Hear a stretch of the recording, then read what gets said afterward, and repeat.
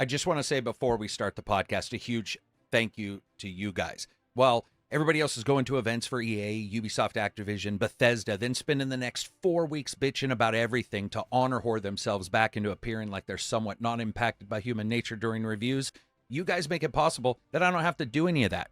Your patron memberships, YouTube memberships, even comments and likes help me fight the good fight. And even if we disagree, even if you end up hating me, I can promise you one thing. You don't ever have to worry about any of the stuff like that here at ACG.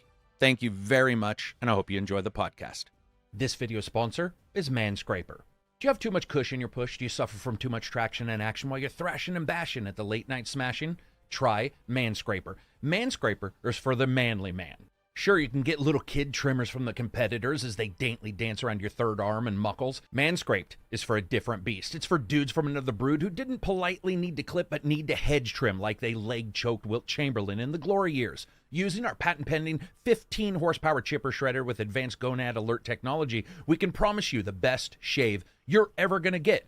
And with Manscaped 2.0, there's approximately 12% less chance of injury. For only $499.99, you can get the Manscraper, 4 plastic bags for collecting your work, and a 6-ounce container of aloe vera. If you order now, we'll also throw in the Demansculator. If you have nose thunder, down under, or just need a good washing, just hang our 4.2-pound Demansculator from your junk. Why shower when you can power through the hour, smelling like a tower of flowers? The Demansculator gives your wrinkled boys the washing of a lifetime, certified to pass any antibacterial test for 6 months after use. Current research shows no impact on fertility. And last but not least, if you order now, we're going to throw in a little Gorilla Glue, because once you're done, you can make a beard out of all the leftovers. I mean, who doesn't want to dress up for Halloween, right? Why let all that good go to wasting? Manscaped, shaving your man grapes like you deserve. And if you join our Patreon now, you can join our photo collection group, where you can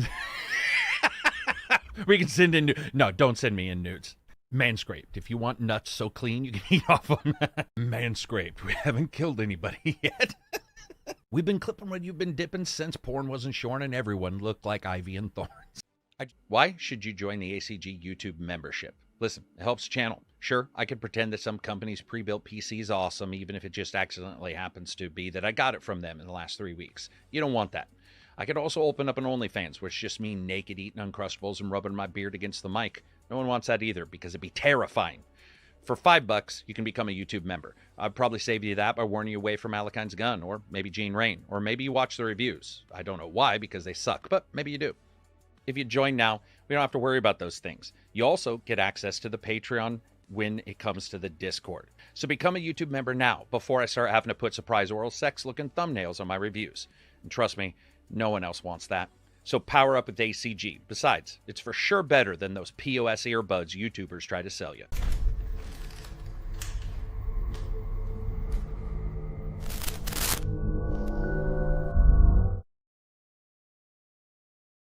What's up, everybody? This is Carrick with ACG, and I'm here with Johnny for a podcast. Welcome back.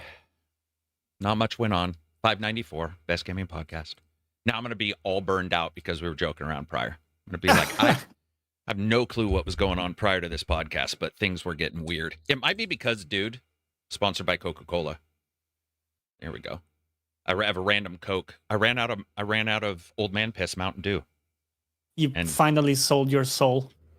It's nasty. I'll tell you that much. But it's all I have. I mean, we got water, but like, you know, who drinks water?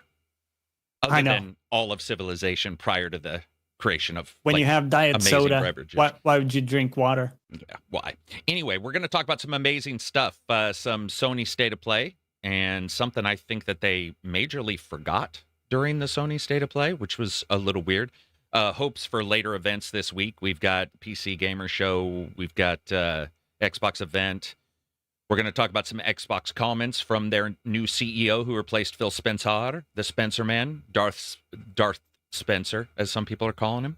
Talk about some new game studios that you are going to see some announcements today. This is probably the first time you'll hear about it, and unless you're really up on the news. Talk about Capcom, PlayStation, Xbox. We have 70 questions. Dude, I love the Telegram, or, you know, wherever you go new, you get the biggest amount of, like, input, right? Because you're new there. So, Telegram, man, those guys nail it with questions. Like, they're just like, but also, I've been going back to the last podcasts and grabbing questions. I did see some people were throwing questions there, hadn't thought about it. We're grabbing that. We're trying to be a little bit more cohesive on making sure that we get some of these questions, especially if they're not the same ones. Speaking of questions, how was the week? Pretty good. I was telling you, it felt a little bit like a time dilation thing, where it was like a month inside of a week kind of thing. Just a lot going on, but everything turned out pretty good. I'm quite happy. And we find ourselves once again in our weekly checkpoint, you know, for some reflection on how things are going. Talking about games. Rest of the bonfire, and then the week begins again, and all the enemies are back. Same enemies that are always there. They all respawn. They all respawn. Yeah. They're all back. And most likely we forgot to upgrade something, and so we have to go through the week with the same shitty problem. But you also notice we're streaming on Twitch, so if you have an Amazon Prime account, you can always go there and you can use that. Your free, what is it, monthly? Free, what are they called? Prime memberships? Twitch Primus. Twitch Primus. Twitch Primus, is that what we're calling it? Twitch Primicus. membershipicus. You can give it to usicus if you want. Or you can jump in the Patreon. Dude, we have been having the biggest fucking chats, man. It's first time ever I've seen it at 34 or 36. Was that for the event? No. For the State of Play? No. It was just us playing games. It was weird. It was just people started jumping in. We got to see the Grimblade and a bunch of people I haven't seen in a while, a bunch of new people coming in, stuff like that. It's been really, really cool. Been a very good time having everybody like jump in and stuff. It's been hopping, man. It's been really cool to be able to sit back and talk to people about games. Everybody's doing well too. It's always nice to check in and be like, all right, so here we go. How's your week been? You know, and you get that thing where they're like, well, got laid off, you know, blah, blah, blah. And you're like, oh, damn, that sucks, man. I feel like I sort of scraped up these bad memories. But this time I asked and everybody was like, hey, man, this is awesome. This is great. You know, I love this. They were all everybody's having a great time. But yeah, for this week was busy for me as well, tracking all these events. The Xbox event, that was I think for the Xbox event, I wanted to talk a little bit about like hopes. I don't know what to hope for the Xbox event. I don't want to see Helios this soon. Do you? Do you want to see their new hardware? Dude, we can't even figure out the prices for anything right now. Yeah, nah. They might show a logo or something. That's it. Yeah, right? Yeah, like they're hot with the logos. Yeah, no. Dude, yeah, the changing of the logos, they're like, hey guys, we get you now, we understand. You know she's gonna show up with a fucking hoodie with an Xbox on it and a tattoo. That's the message they got. GTA People 6. like logos. People like logos. Yeah, there you go. Yeah. You know, I've changed mine a bunch of times because I just like graphics and seeing what things look like and always changing backgrounds or whatever. It does matter. You know, it doesn't matter to a ton, but it does matter. So people were like, okay, this is back to the hardcore. I don't know. You could say it doesn't matter, but I guess got to start somewhere. Might as well start with a color gradient of green, right? If you're going to start somewhere, let's go to green color gradient. If you want to start somewhere, can you give me the Blades OS from the 360 back? Seriously, Xbox? If you want to start somewhere, let's go to Blades. Was that good? I don't remember that. It was good. At all. Ignore the hyperbole. It was an easier to understand system than the current touch screen-esque, but not touch screen feel. But that's why we're probably not going to see it, because you can stream on any Android device, you know, stuff like that. So they want that to be, you know, easily touchable. They want it to be fondable, fingered. You can finger it easily. What's up, Asa? So, we'll just have to see. I think a new game would be great. I think they have enough games that have been announced. I want to see Clockwork Revolution at Xbox event. Yes. Mm-hmm. I think Fable. Maybe I know it's been delayed, but could see more Fable. We could see more Fable. Fable was pretty rough in the last trailer, so I think I'd rather have them just plug away on getting it. You know, that FPS was like, you know, keep it as a Fable for now. It was FPM. It was like frames per minute. It was pretty rough in some of those spots. So yeah, but yeah, the Clockwork Revolution, I think, is like, to me, one of the most interesting titles. Sort of fascinating in its idea of changing the game world around you. What about Judas? Any chance we would see in any of these events? I'm holding my tongue on Judas. I think. Okay. Oh, I think Judas is going to be a lot longer than people think. No leaker ACG nope. leaks. All right. Just saying. But I will say this.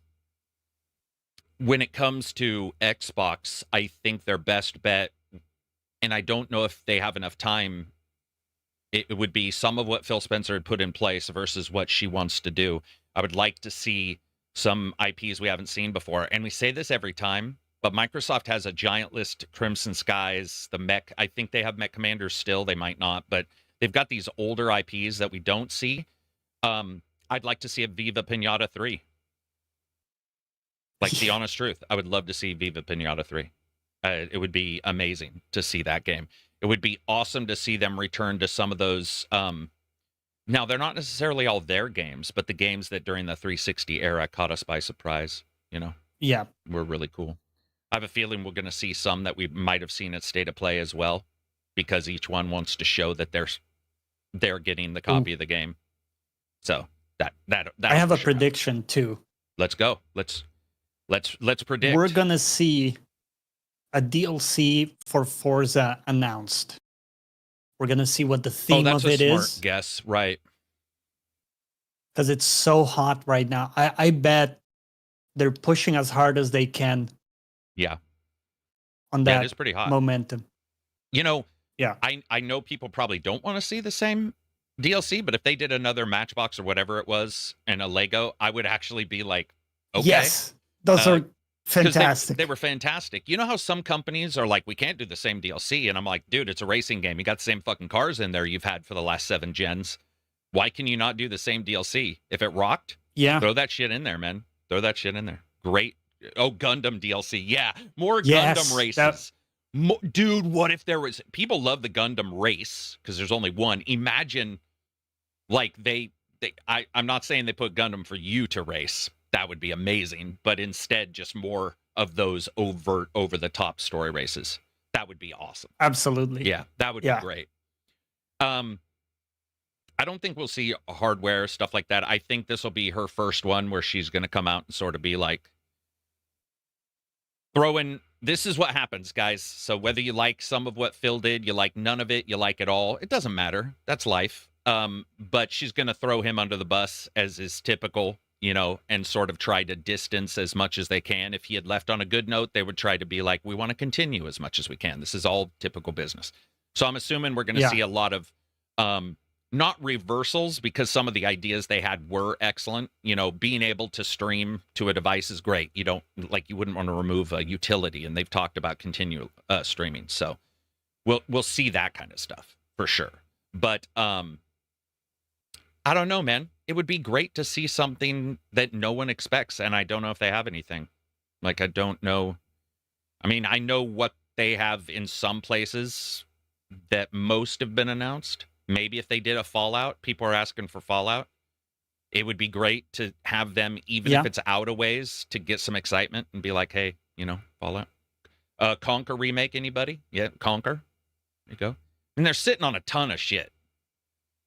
They're sitting on so many IPs that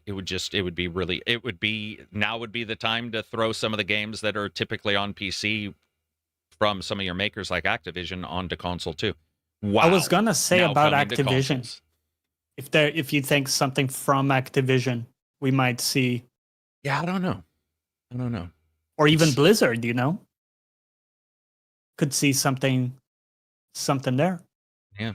We got some surprises at the Sony event no one knew about. So it is possible that, you know, you do get a surprise. I was quite surprised that 2 or 3 of those announcements I didn't know about. And it was very nice to be surprised, because normally that stuff is just like, and, you know, sort of pops out here and there. What's up, my lad? First time in 3 months I've been able to check the podcast live. Yeah, it's glad to see you back. Let's talk about Sony's State of Play. Let's talk first about Wolverine. It was shown first, looked exactly like what I thought it looked like. I can see why people were disappointed. I can see why people were not disappointed. But what I saw was an over-the-top, super bloody, linear action game involving an action hero not known for his brains anyway, removing brains from enemies. That was sort of what I wanted. It was just Wolverine. Yeah, I think it looks to deliver on the visceral side. You know, if you're Wolverine, anything you touch is just blown into pieces, right? It's just like sharded into pieces, which is cool. The way they did that, like you're getting constantly showered in gore from your enemies. Mm-hmm. And there's that funny thing where after a few seconds, you kind of clean up. I don't know if you noticed, but he was like showered in blood. And then like 3-4 seconds, you kind of like, I know he regens. That's his superpower, right? Yeah, but you're saying he rewashed. He rewashes. That's an additional. Walk around in multicolored man juice through a cutscene, right? Like that. Which, by the way, handy side superpower to have if you're Wolverine, like self-washing. Mm-hmm. Not bad. Yeah. A little bit of a whore's bath, just a rag, rubbing yourself down. Yeah. Dude. Yeah, just the... Yeah. I mean, yeah, overall what I saw is a bunch of R-rated level, gore, which is what people wanted. We're going to talk about gore maybe in this podcast. Maybe I'll talk about a side podcast if we don't make it, but it's nice to see some gore from the superhero stuff. Though I loved Superman or Spider-Man a ton. I adored it.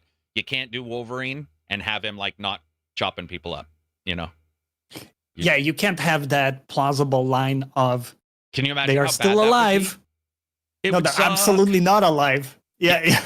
Batman, boom, I'm going to drive you over. And he even talks he's like, don't worry, it's an electrical thing. It just stuns them. I'm like, you stun somebody with an 8-ton vehicle, you still have to consider the 8-ton part, right? Or you drop them from a skyscraper. Yeah.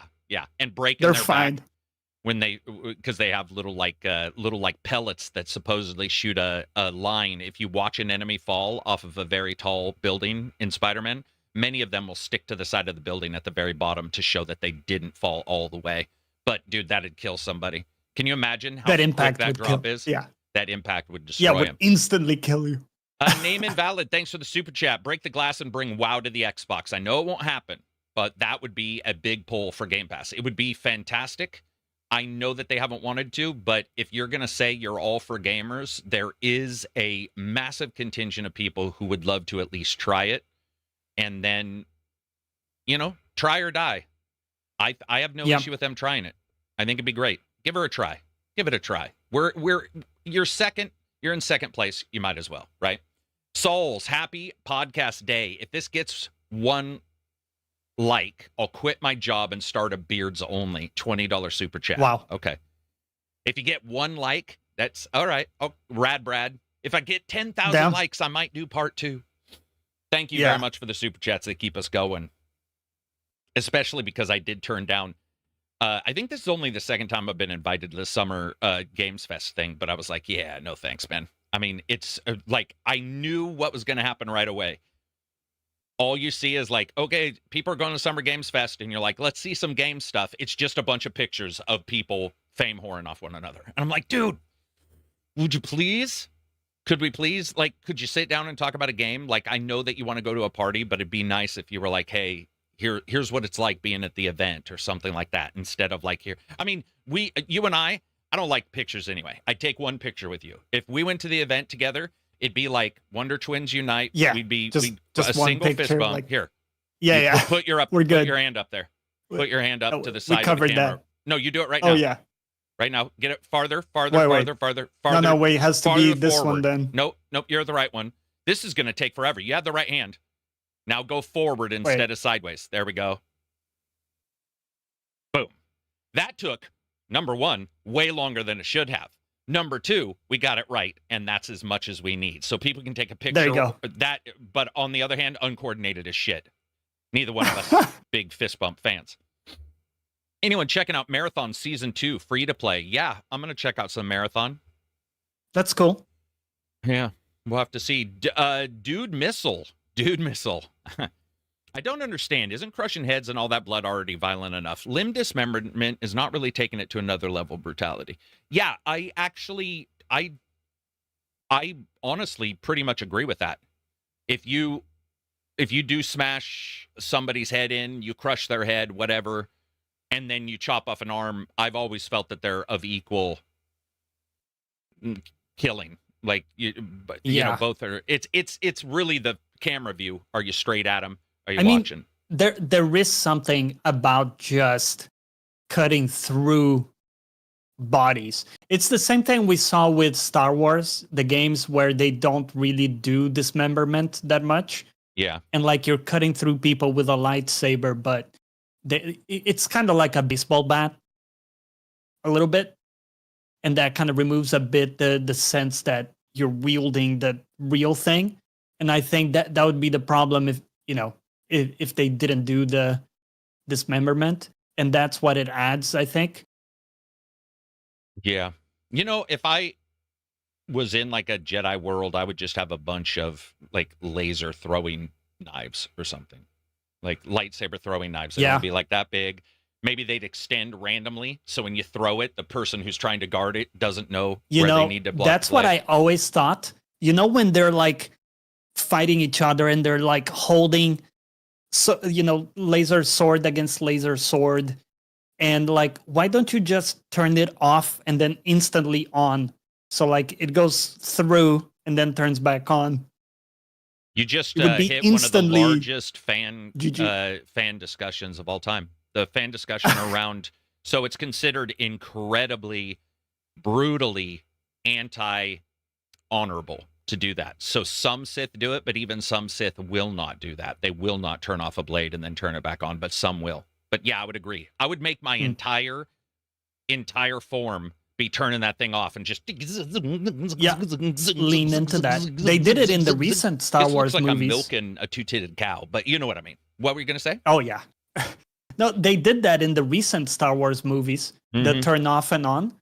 Yeah. And I think that generated a little bit of a ruckus. Or pretend you drop it, roll so that it's behind them, suck it back to you. If they dodge that, do it again, drop it, throw a bunch down. If somebody comes to my house, there'll be lightsabers and they'll be all in these really nice cases. And people will be like, you collect lightsabers? And I'm like, yeah. Jedi Pung Fook Far gave me that one. Pung Se Dang gave me that one. And Taint gave me that one. And then they'd come close to me and I'd be like, zero. And you wouldn't even have to get up. Yeah. You'd just kill them. You'd be like, come for a meeting. Real quick. Yeah, you could get creative. I missed one. Give me 1 second.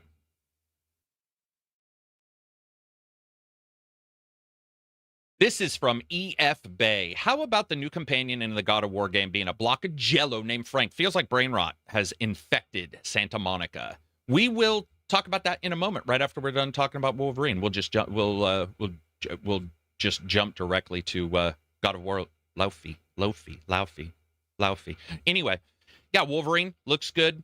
They got a lot of really cool combat in it. People getting smashed, people getting cut up.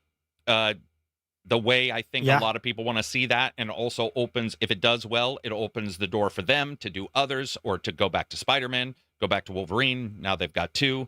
Keep Wolverine in your tight corridor kind of open hub thing, and then have Spider-Man be your open world thing, right?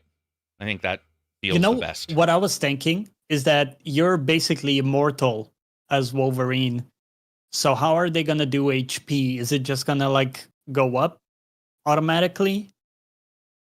I wonder like the damage you take visually, how tied that is to your actual HP bar. Yeah, I don't know. Interesting. Because he still gets knocked out. He gets shot and gets knocked out, and then the bullet comes out of his head. He can still be held. There's there's people who've held him with different like man traps and electrical devices and collars. So there's all kinds of stuff that they could do to sort of stop him. But yeah, I don't know. And you can go over his regeneration rate in speed, meaning you do a ton of damage to him and then it takes him a while to heal up, because there's been multiple events where he's woke up in bed, and been like, bye-bye, I'm fine. If he did that, that'd be weird. He doesn't go like, bye-bye, but I don't think he's a singer. I don't know what it is with the Australian accent that I've got going on today, or the Austrian I know today, one. It's wild. Everything. All right. So let's see. When he ran out of HP, there was a QT event to recover enough health to continue. So what happens when he dies? It knocked him down, and there was some kind of ability that gave him a life save heal. Yeah, we're talking about dies, or like if it goes too far. You know what I mean? Like, yeah. Yeah. Sorry, Dud Missile, not Dude Missile. I gave you a cooler name than you actually have, so I apologize. But yeah, I would say when it comes down to it, the best would be maybe to have him be trapped or just be knocked down. I don't know. Just one of those weird things. Like, it's hard to know how you would handle Wolverine getting seriously gobsmacked. Yeah. But yeah, because it wouldn't make sense to just die from a bullet. No, and I don't think he'll die. I think it'll just be like you get knocked. I don't know. It's one of those problems you have with these kind of heroes, right? When a hero's just so powerful that you're like, oh God, this guy's just going to be able to do anything. Hulk tore Wolverine in half once and threw both halves miles away. Wait, which half grew back then? Well, I mean, the feet could still motate a little bit, and then the upper half could crawl. So they probably crawled to each other, met on a bridge to be scenic, like a love story. But instead, like Lady in the Tramp, where they eat the same bit of spaghetti. But this would be the two halves with an intestine, and then they're like, and the music crescendos right then. They're like, da, da, da, da. Okay, not sure we needed the image with the intestines. Wolverine's like, fuck yeah! Well, with the noodles. Yeah, intestines look like giant. Okay, but what if noodles? Except that ain't meat. From the top half, the bottom half regrows from scratch, and then from the bottom half, the top half also regrows. So now you have two Wolverines. Yeah, but what if they're both super short? What if they can't grow a bunch? What if they can't grow a bunch? So you have a really small upper half, and he's like, everybody. And then on the other one, you have a really huge upper half and a really small, and he's tottering everywhere. And I don't know which is worse. Yeah. I don't know either, but both I would want to see. Anyway, that's it for Wolverine. Super in-depth discussion, scientific, analytical, as always you can expect from this channel. So, moving on from there, let's talk about God of War Laufey. What'd you think? I liked it. I felt a bit uncanny valley with the mocap from I forgot her name. I really like the actress. Sure. But yeah, I think she's great in everything she does. She's very talented. But yeah, I did find there was something about it that I don't know if it was that good that kind of made it weird. But there was an element there looking at that felt like a little bit just uncanny. Didn't look like what? Didn't look like her? Is that what you mean? Or what do you mean? It looked almost like her. So it was almost spot on enough but not perfect. You know, that it's that uncanny valley where it's really almost there. Okay. But you can't put your finger on what's kind of missing. Mm-hmm. And then that causes it to be, in a weird way, worse than if it was more stylized. Okay. Do you think that aside, I like the game itself. Yeah. I'm going to ask a question that, somebody could probably get mad about who wasn't watching this channel, because ours wouldn't. But do you think it was was she less pretty, more pretty? Was it that kind of thing where it felt like they had dumbed her down, or it felt like they had goosed her up? Was it that kind of? No, it wasn't really that dimension that they touched. I don't think. I think she looks close to her level. Okay. I would say she looks better in real life if you had to, ask me. But I think it's more so that the expressions and the way she moved her face and stuff, there was something slightly off on it. Okay. But fair. It's very early, right? It's not a full representation of what it's going to be. And those guys are great with that kind of stuff. So I'm still reserving the right to kind of change my mind on that.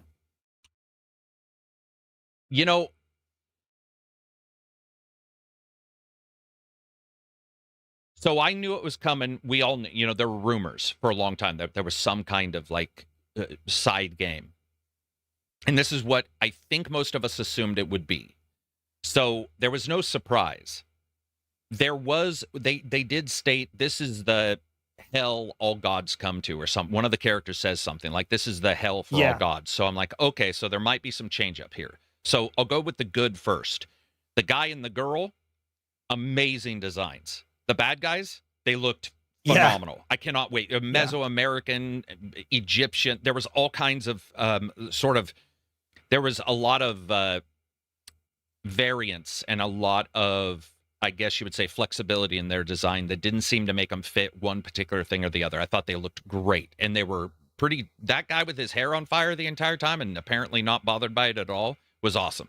And anybody who has a third eye like this, vertical, that dude's already scary. So that guy looked great. I loved all that. Her fighting style, fine. It was in the air a lot more than I expected, and that actually Listen, I'm just talking about the trailer. It made me go, well, that's weird. She like floats a lot. That was all I thought. I didn't think it was bad or good. I liked her design and I liked the way Very she fought. different Shield than what Maiden we're kind of used to. stuff excites me. Yeah. Graphically, Yep. I thought it looked really good. I didn't know it was her because I don't watch too much of the blind secondary back. I don't watch much of that. So, but I knew once you guys said who it was, I was like, boom, okay, I gotcha. I see where that design goes. Uncanny, I guess, a bit, especially when you realize that Kratos doesn't look like Chris Judge very much. If you want to be totally fair, you know. And this one was a much closer approximation. I think she was much closer than Chris Judge is to Kratos, at least in my book. That's the good stuff. And I did like I liked the we'll just call it the gelatinous cube. I liked it because I like D&D and I like those ideas. And when they said it's a hell for all gods, I was like, okay, whatever. They're going to go real magical in this. They're going to go like high level, sort of high fantasy. I'm okay with that. But it is, as somebody mentioned, it is different to be like, you just died and were buried. And now we have a talking, Excalibur stuck in a gelatinous cube, yakking back and forth. But I do also like Hugh, who is doing the voice from The Boys. He's great. A ton. And I trust him to deliver as good of, over the story, as good a narrative as he can. We also had a talking head through the last Ragnarok. I just want to point out to people that like that head was spouting one-liners and throughout the entire game. Always like, whether it be sarcastic or condescending. It wasn't like this isn't necessarily a new thing for them to deliver. We have had, and almost every game seems to have a talking sword, a talking amulet, talking wristwatch, crotch talk, whatever. There's always something talking. It's all the time. Yeah. So Forspoken. Forspoken. Yeah, dude, and that was bad. With him, I think he can do well. He can do well if the writing turns out. Yeah, to be he's good. got the comedic chops too to make that work. He does. Yeah. So I wasn't that surprised by it, but I do understand where people are like, it's a giant, is it going to travel all the time with you? Is it going to be bouncing around behind you, which is going to be a comedic kind of thing? And with Kratos, being the solitary guy who burned his wife and, so much having to be dire and dour in the original two games, is this going to be, the comic aside? On the other hand, I do want to point out that many games, whether it be your Resident Evils, whatever, they all have their side games. People are acting like this is the first side game that's ever been made. And by the way, if somebody says nobody's been acting like that, I legitimately got this comment. Where I always hear that. Nobody's saying this. It's like, no, dude, you haven't heard it, but people are for sure saying that, It's not the first. I'm going to give it the time of day to see what it is, because I did think the combat looked great, but I do also understand that there's a tonal shift it felt pretty massive. Felt like a pretty big tonal shift, but maybe that's what they want to do. I think that can be refreshing too, because as you said, it's so dire with, Kratos.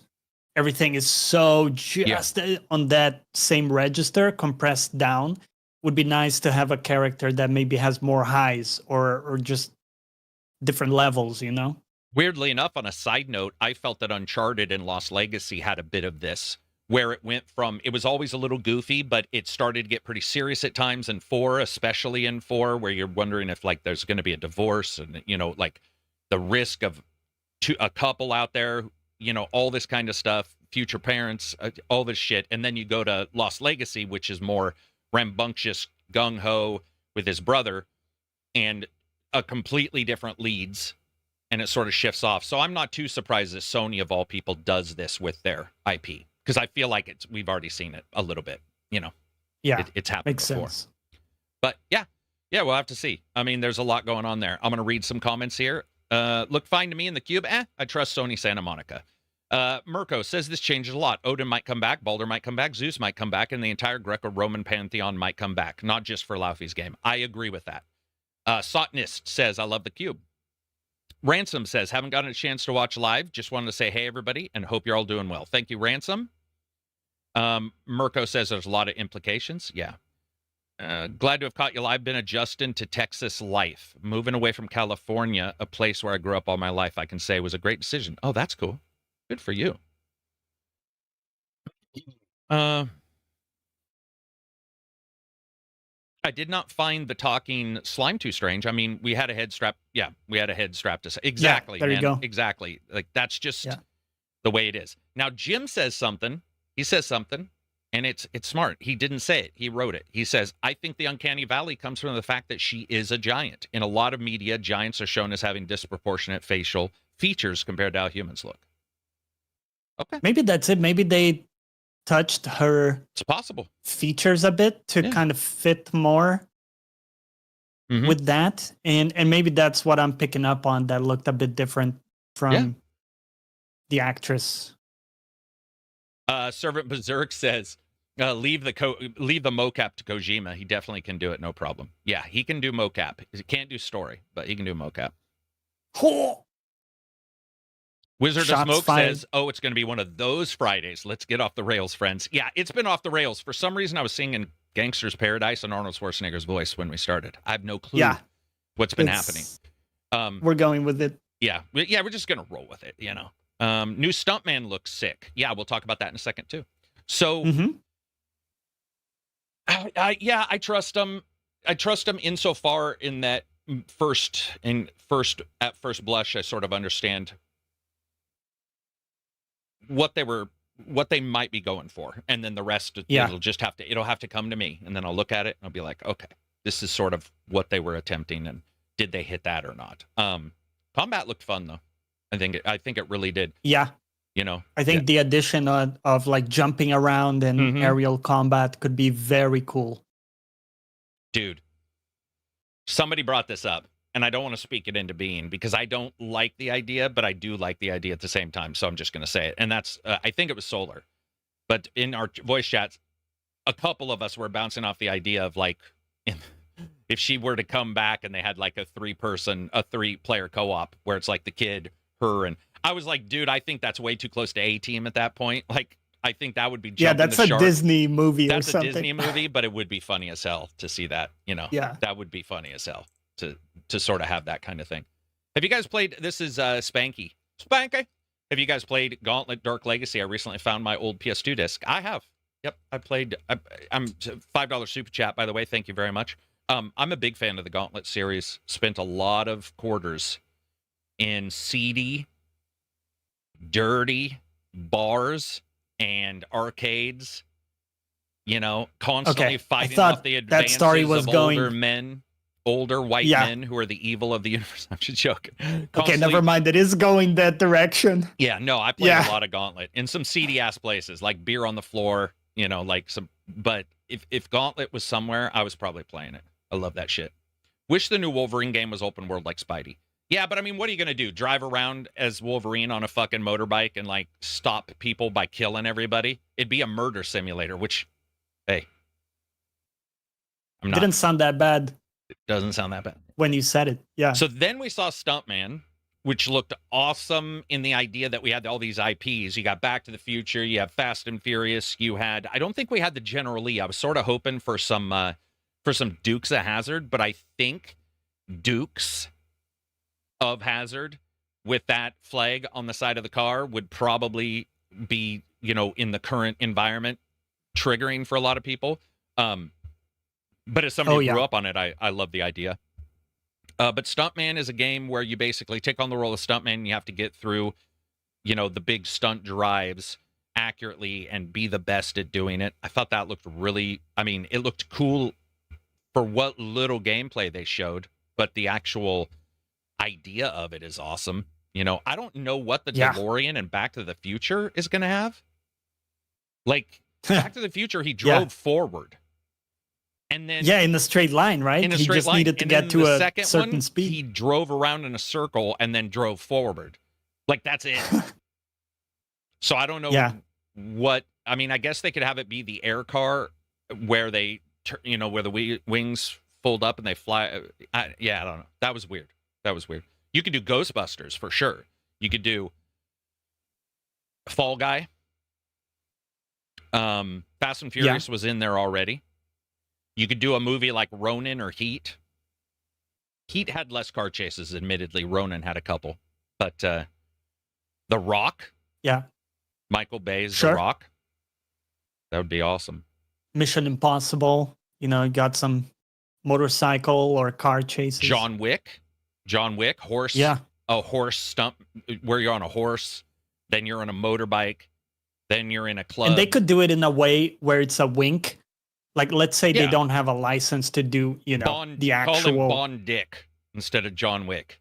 The Adventures of Bond Dick. Yeah, James Caan. Bond. Yeah. Yeah. Yeah, you can get away with it.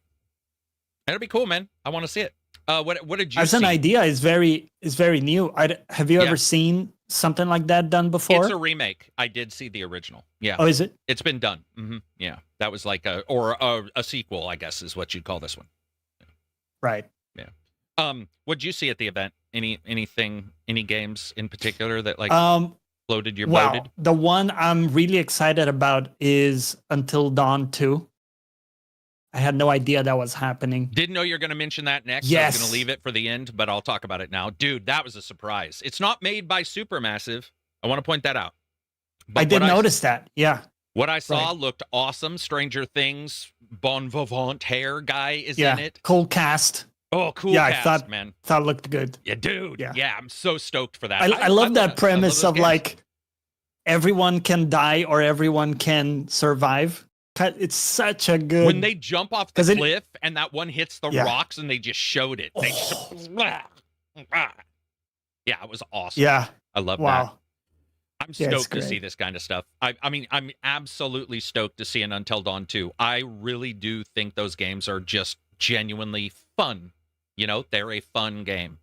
And that many... I mean, they got some good actors in it. The acting looked good. I love the idea of the storyline where they're going to film a movie. Like, there's all... It feels like some really good ideas all put together as one. And Sony bought the rights to that particular game and has given it to a company. I will say this company has done all VR games prior to this. They did Horizon Zero Dawn's VR game and some others. But listen, what I saw looks good. Miss and miss, for sure. Miss and miss. They did 3 or 4, and it was miss. Yeah, so, but no, there's no buts. 1, you miss all the shots you don't take, and 2, 1 is gotta be your first hit. If you're still in the league to take the shots and you don't get fired for being a shitty player. Which if you haven't been erased from the market. If you haven't been removed from the market because you haven't made a shot. But listen, I'm excited for it. Dude, super excited. Can't wait. What else? What else was on that giant stream of games? That really excited me. Well, what about Rayman? You go. Yeah. Mm-hmm. I think Rayman looked good. I thought that looked good. I like a Rayman game. It looked like a Rayman game, though, I will say. I was sort of hoping for a little bit of a change up. I mean, cards on the table, I've never played a Rayman game in its entirety. Thanks, I've everybody, for showing up to the podcast. We'll go ahead and end it here. Johnny is no longer... Yeah, we're done. I'm just joking. My creds are gone. I mean, it's a platformer you don't have to have. You know, it's its own thing. Yeah, exactly. That was the reason. But that also means a new one could excite me, you know, a chance to kind of experience that with a new coat of paint. I mean, you do say, you know, that you enjoy games. Now you just got to actually play other ones than League of Legends. And I do sometimes. By the way, I've been playing 007. Okay, why am I getting defensive? I'm just joking. Yeah. I'm just legitimizing your point by getting defensive. Yeah, that's what it is. Yeah, exactly. Yeah. No, it'll be awesome to see, man. Rayman 1 was ungodly difficult. Yeah, Rayman 1, they are... Oh, really? Yes, they weren't all difficult, but Rayman 1 was notoriously... It was very difficult. It was very tight on its control requirements. It was much more like Bandicoot 4, which was also very difficult. Oh, yeah, some of the Bandicoot ones... Some of the Bandicoot ones can be pretty hard, rough. Man. Yeah. Yeah, they can be pretty infuriating. A lot of tricks. A lot of go over here, boom, dead. And you're like, oh, man, that feels a little cheap, but whatever. Yeah, so that one looked good. What else? What caught your attention that we Well, haven't talked I've about said yet? mine. I think. I mean, I wasn't expecting to see Until Dawn at all, so that was like an incredible surprise. Was expecting to see God of War. That was a surprise in what they chose to do. And then Wolverine, I was expecting. We got to see exactly, I think, like pretty much exactly what I was, overall what I thought that game would be. And then Onimushu 3. I think that's 3 now, or is this 4? It's 3, 4, 3. It is Way of the Sword. Doesn't have a number, I think. So listen, this is nobody's fault, but I want to point something out and why this happens, because I was asked why it happened. And I'm sure we have questions from Telegram where people are going to ask it. I'm just guessing we have, because we've had a question about this almost every single week. Why is it that so often we're getting these samurai games? And one of the things you have to look at is whatever happened about 4 to 5 years ago. And that's your development skew time, right? Your 4 to 5 years is your development time. So 4 to 5 years ago, you look back, you look at what some of the games that were coming out. You're coming off of, let's say, a what's the FromSoft samurai one or ninja one? Sekiro? Sekiro. You've got your Neo 2. You've got some of these games coming up. And what you see is, I think people were seeing a lot of European, old ye European looking stylings. Surge was fantasy, but in a futuristic. And everybody just happened to dial in. And then other unconnected companies that aren't Western, such as your Black Myth, your Fallen Feathers, and your Wukong. Is that the other? No, what was the one that Microsoft Wulong. had? Wulong, right.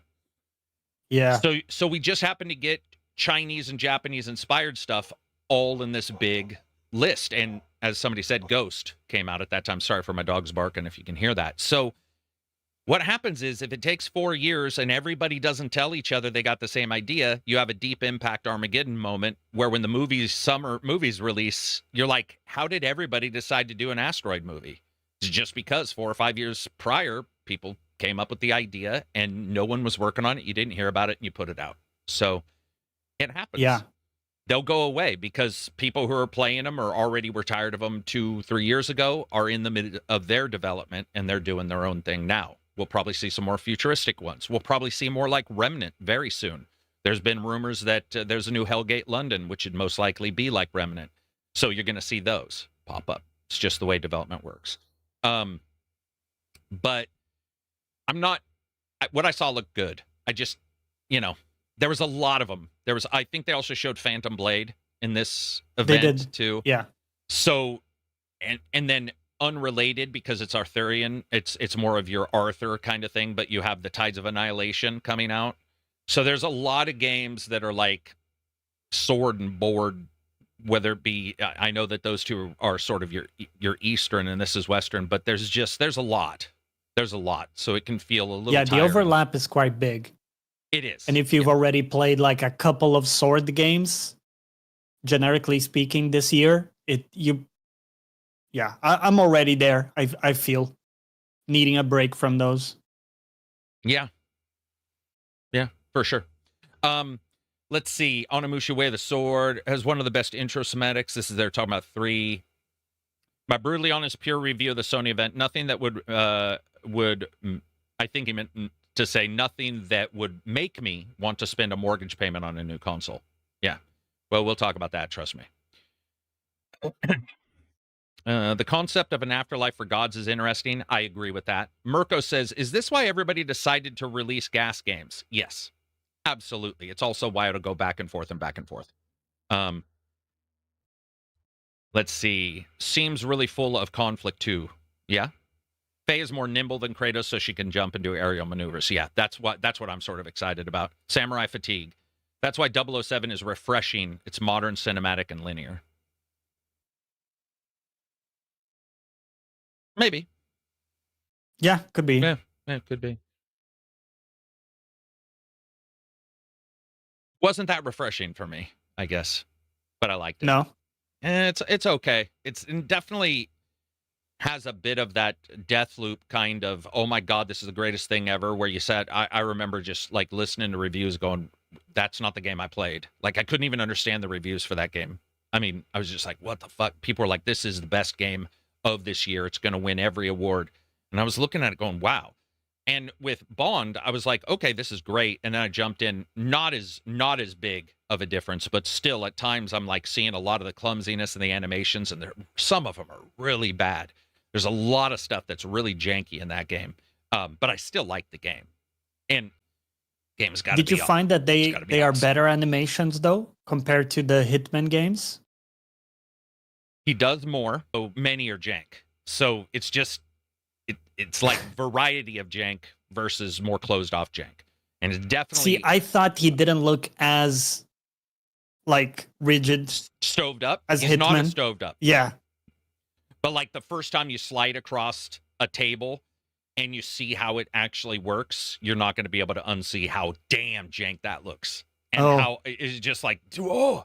What do you think of Kimura? It's a $2 super chat from Servant Berserker. What do you think of Kimura? So Kimuri was that what is it? kind of stylish artsy looking supernatural Tokyo based game multiplayer. Oh, right. Remember? Yeah, I do. And isn't she related in some way or connected to the Ghostwire game? That I don't know. It looked very familiar compared to that. Gotcha. Yeah. So you kind of captured different yokai spirits, and you I was right. Like, yeah, she's embody the them. writer of the Ghostwire Tokyo. Okay. Yeah, there you go. Or was at least there on it. Yeah, I don't know what to think of that game. I haven't seen enough of that to really understand exactly what it is. And I'm not the type of person to care about the dev. So I know she does like funny gestures and people are attracted to that. I am not. Because here's what I do whenever I see somebody do a funny gesture like that. I replace them with 10 other people. And if it is still funny, fine. If it is just funny because it's like from a particular nationality, I'm like, yeah, that's not funny. And that's just the way it is. Like if you replace her with Jeremy Clarkson, okay, admittedly, that'd be funny. That would be funny. Okay, he was like, but with his I thought the ass. game itself I couldn't see enough of the looked game. more. It just, if that makes sense. I saw that, and that called me much more than a game like Ghostwire Tokyo. That makes sense. Yeah. Okay. I thought it was quite cool. Okay. Quite cool looking. Yeah. Yeah. But I'm happy for anybody who wants to make a game. You know, that's the cool thing. Yeah. So let's talk about what Sony forgot. There's a couple things Sony forgot, which is sort of.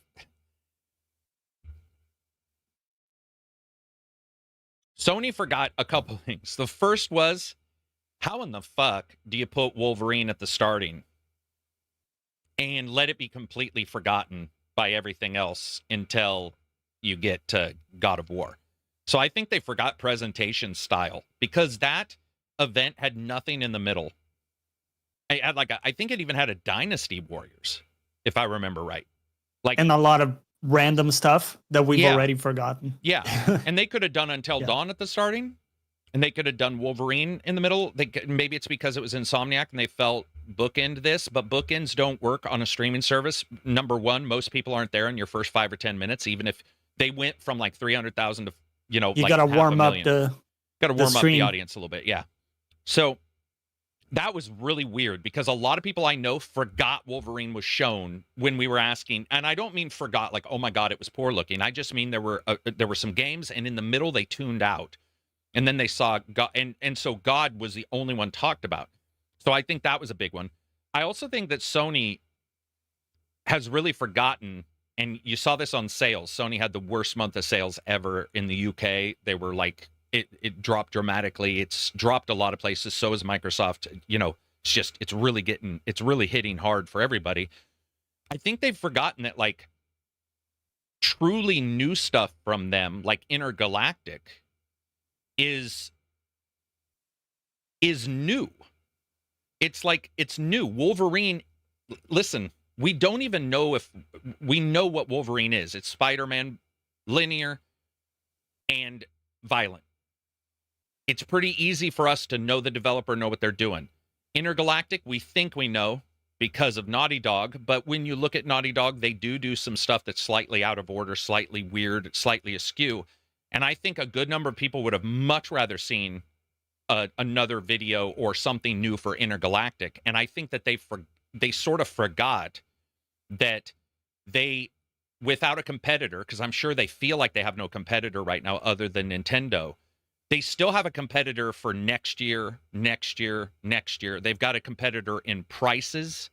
They've got these things that really are intrinsically matter of why would you buy the device? Like, why would you buy it? And instead what they showed us was a pseudo-spiritual side game, a sequel pseudo-side game, and a game by a different developer that just shares the name. That's not the greatest state of play when you know that you're the only people. And this is what happens with the game companies, guys. If you go back and look, this is sort of what happens. So there's a thing called arrogant Sony. And if you go look it up, it's a very real thing.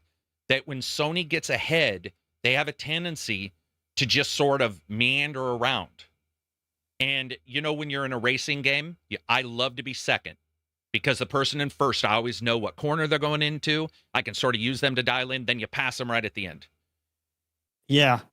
And what happens here is you just get these odd kind of moments where you're like, dude, you could have put your foot down and said, we're going to make more PlayStation fans right now when the system is cheaper than the new one's going to be. And we're going into GTA. And they can't show GTA because GTA is not going to show up at this. There's no way. GTA is bigger than all of these events this entire week combined, by far, by a multitude that doesn't even matter. So they're not going to be able to show that. But they could have at least, you know, said and, you know, wait until November when you can also play on our system or whatever. Yeah. Yeah, we talked about it. Even just showing a picture and saying play on PS5. We'll play best on dude, little stuff like there's a lot of stuff that they left on the table that they could have. And I think the Naughty Dog piece is a big miss, you know. Showing anything from that would have been really big. Yeah, I do too. And every single gen that this has happened with them, every single one. This is like you could study it in business class and probably do an entire quarter on it. Where arrogant Sony is very real. It's very real. And it just generically sort of crops up. And it could be that because you have your Japanese head and your United States, and maybe there's some stuff there where, like, you know, when they're doing well, the decisions happen slower. But this is a time when you are facing the weirdest time of all time when it comes to your consoles. Your consoles instantly went up in price and did not go up in performance. You basically have a next-gen price on your current-gen console, and you're trying to sell that to people. And you don't want a hiatus. You don't want a hiatus because that'll affect everything. You want them to sell well through this period. And I think Interstellar would have been just absolutely a great title to put in there. Just have something else in there. And get something like that in there that you can sort of show people and say, hey, you know, these are the studios. It's not actually called Interstellar, is it? No, it's called Intergalactic, but we've all called it Interstellar, and so that's just where we're going. Okay. But yeah, man, I think that would have been a great lead. You know, switch out two games, and really ramp up so that people are excited, because what you really ended off with was a huge argument. Their state of play ended up with a massive problem, which was female, not Kratos, sword, not axe, jokey, not serious. And no one can seem to agree. And what it would have been better to be like excitement, you know, excitement going into it. Like what, you know, this is sort of the system to have. I think that would have helped a great deal. Yeah. But I mean, the sandwich format was very weird. You had these two chunky, interesting things in the beginning and in the very end. And then everything in between was kind of mid. Yeah, I mean, mid. we had some cool stuff. Don't get me wrong. We already No, we mentioned did. a couple cool games. I think another interesting one was the ILL or ILL. I don't know how to pronounce that one, but that looked very cool visually. Yeah. You know, the thing with ILL, visually it looks pretty cool. Everything else just looks like any game we've ever seen a billion times. So that one, matter of fact, before somebody knew it was ILL, there were like 19 games that people thought it was. And I think I think brutality is great, and you can sell a game on it, but can you sell a game incredibly well if it doesn't have the chops of good gameplay, good characterization, blah blah blah? Maybe not. Especially now in the current time frame. The current time frame is rough. Again, you're trying to get people to buy a device that you just basically admitted you're not doing other games on other consoles. It's not the game anymore. You're selling. This is a huge change. They're pulling back these plans they've had for 3 years and are going back to making you want that thing. And you got to do it. You got to give them a reason to jump into that. And I think, especially at the increased price, it's hard to do. I'm not interested in Laufey at all. Others might, but I understand if they do. Yeah, it's one of those things where we'll just see. We'll just see how that one goes. I mean, I saw looked interesting. It didn't look like, game changer, but it looked interesting. So that was Sony's event. We also have some cool news. So here's one thing. Paramount Skydance launched Paramount Games Studio today as a core pillar of content alongside TV, filming, and streaming. The announcement of its first game, which is a AAA title, is set to premiere today at the Summer Games Fest podcast or event or video or whatever they're doing. That is at 2 p.m. today, I think, for me, 2 p.m. So you're going to see Paramount's, and they said alongside TV, film, and streaming. So my assumption is a mix of those in this game, maybe an IP from one of their shows, Star Trek. I'm just joking. Star Trek is dead, I feel like, but yeah. That was interesting. I didn't expect it. Also, Capcom says it has multiple unannounced titles set to release by March of 2027. We're also going to talk about the release dates this fall because, guys, for sure, I can say this. This isn't even I guess it is me saying it, but it'll be backed up. Some people who put their games in trailers for a particular console, of any console, they don't know what the other day's release dates are.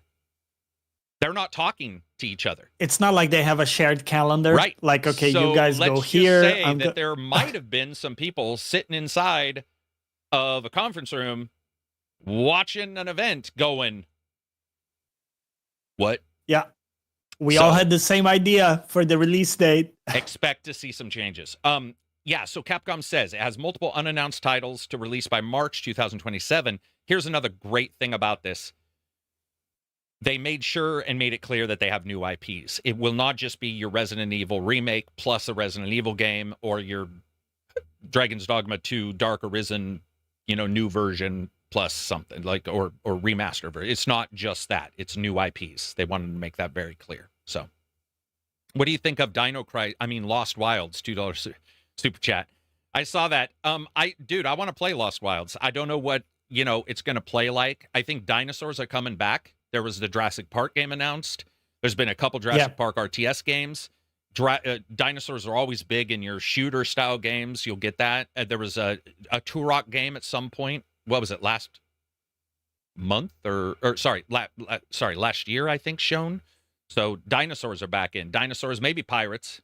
No, pirates are probably out after Black Flag comes out. Then there was another thing that I thought was very interesting. Let me pull up this. This is from Xbox. This is from their CEO doing a little interview. I wanted to get people's opinions of what was said. So, Asha Sharma said during an interview that they want to be the number one gaming and entertainment company by 2030.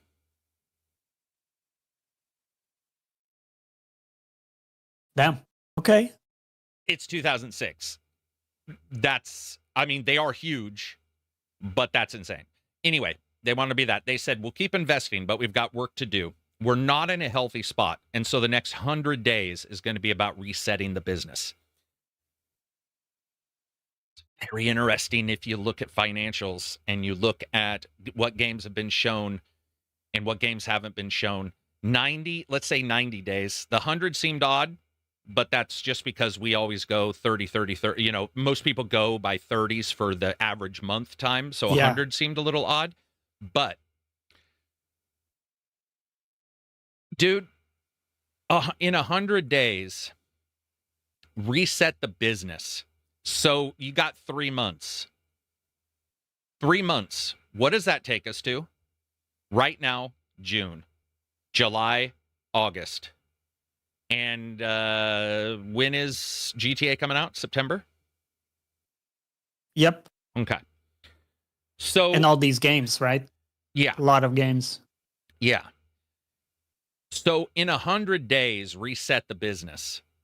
Now, I don't know if I want them to reset the business because I want competitors to do different things, for sure. That's one thing. I also don't mind the occasional huge game going on another platform for the amount of money they make, especially if that game isn't selling anymore. So I don't mean day one. I mean like a Forza where after 2 years, if you're going to, you're going to get a bunch more players who like the Forza brand and you're going to make a ton of money. I'm not as bothered by that. But let's look at 100 days, Johnny. What do you do in 100 days that resets, and what needs resetting? I think the fan base's expectations need to be reset and they need to align them. But what in the business she dropped the price of Game Pass? Yeah, there's that. I think also the exclusivity thing is becoming a thing again. It's being talked about that they need to rethink. She said that before this. So we know that's coming into it. But she also said the very same thing Phil said, which is we're going to look at every single game. That's why there's no chance. Yeah, we're going to look at it. Yeah, it's not going to go away on some games. But what do you... And it's not like magically we're going to get Helix released within that time frame. Okay, you're right. Here's a question, or here's a comment that's, I think, fits the time frame. Stone says pre-GTA, but at the start of GTA marketing, so spin up console manufacturing and make a GTA special edition. Not a bad point. Reset the console price. Not a bad point. But that's where do you get the stuff, right? Damn. Gentle Stone says something I believe will happen. Free ad-supported Game Pass. I don't know how that works for everybody involved.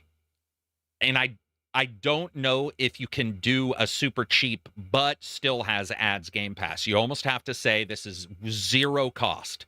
So what do? Do they limit the time? Do they flood you with ads before you play? Because I don't want ads when I'm playing.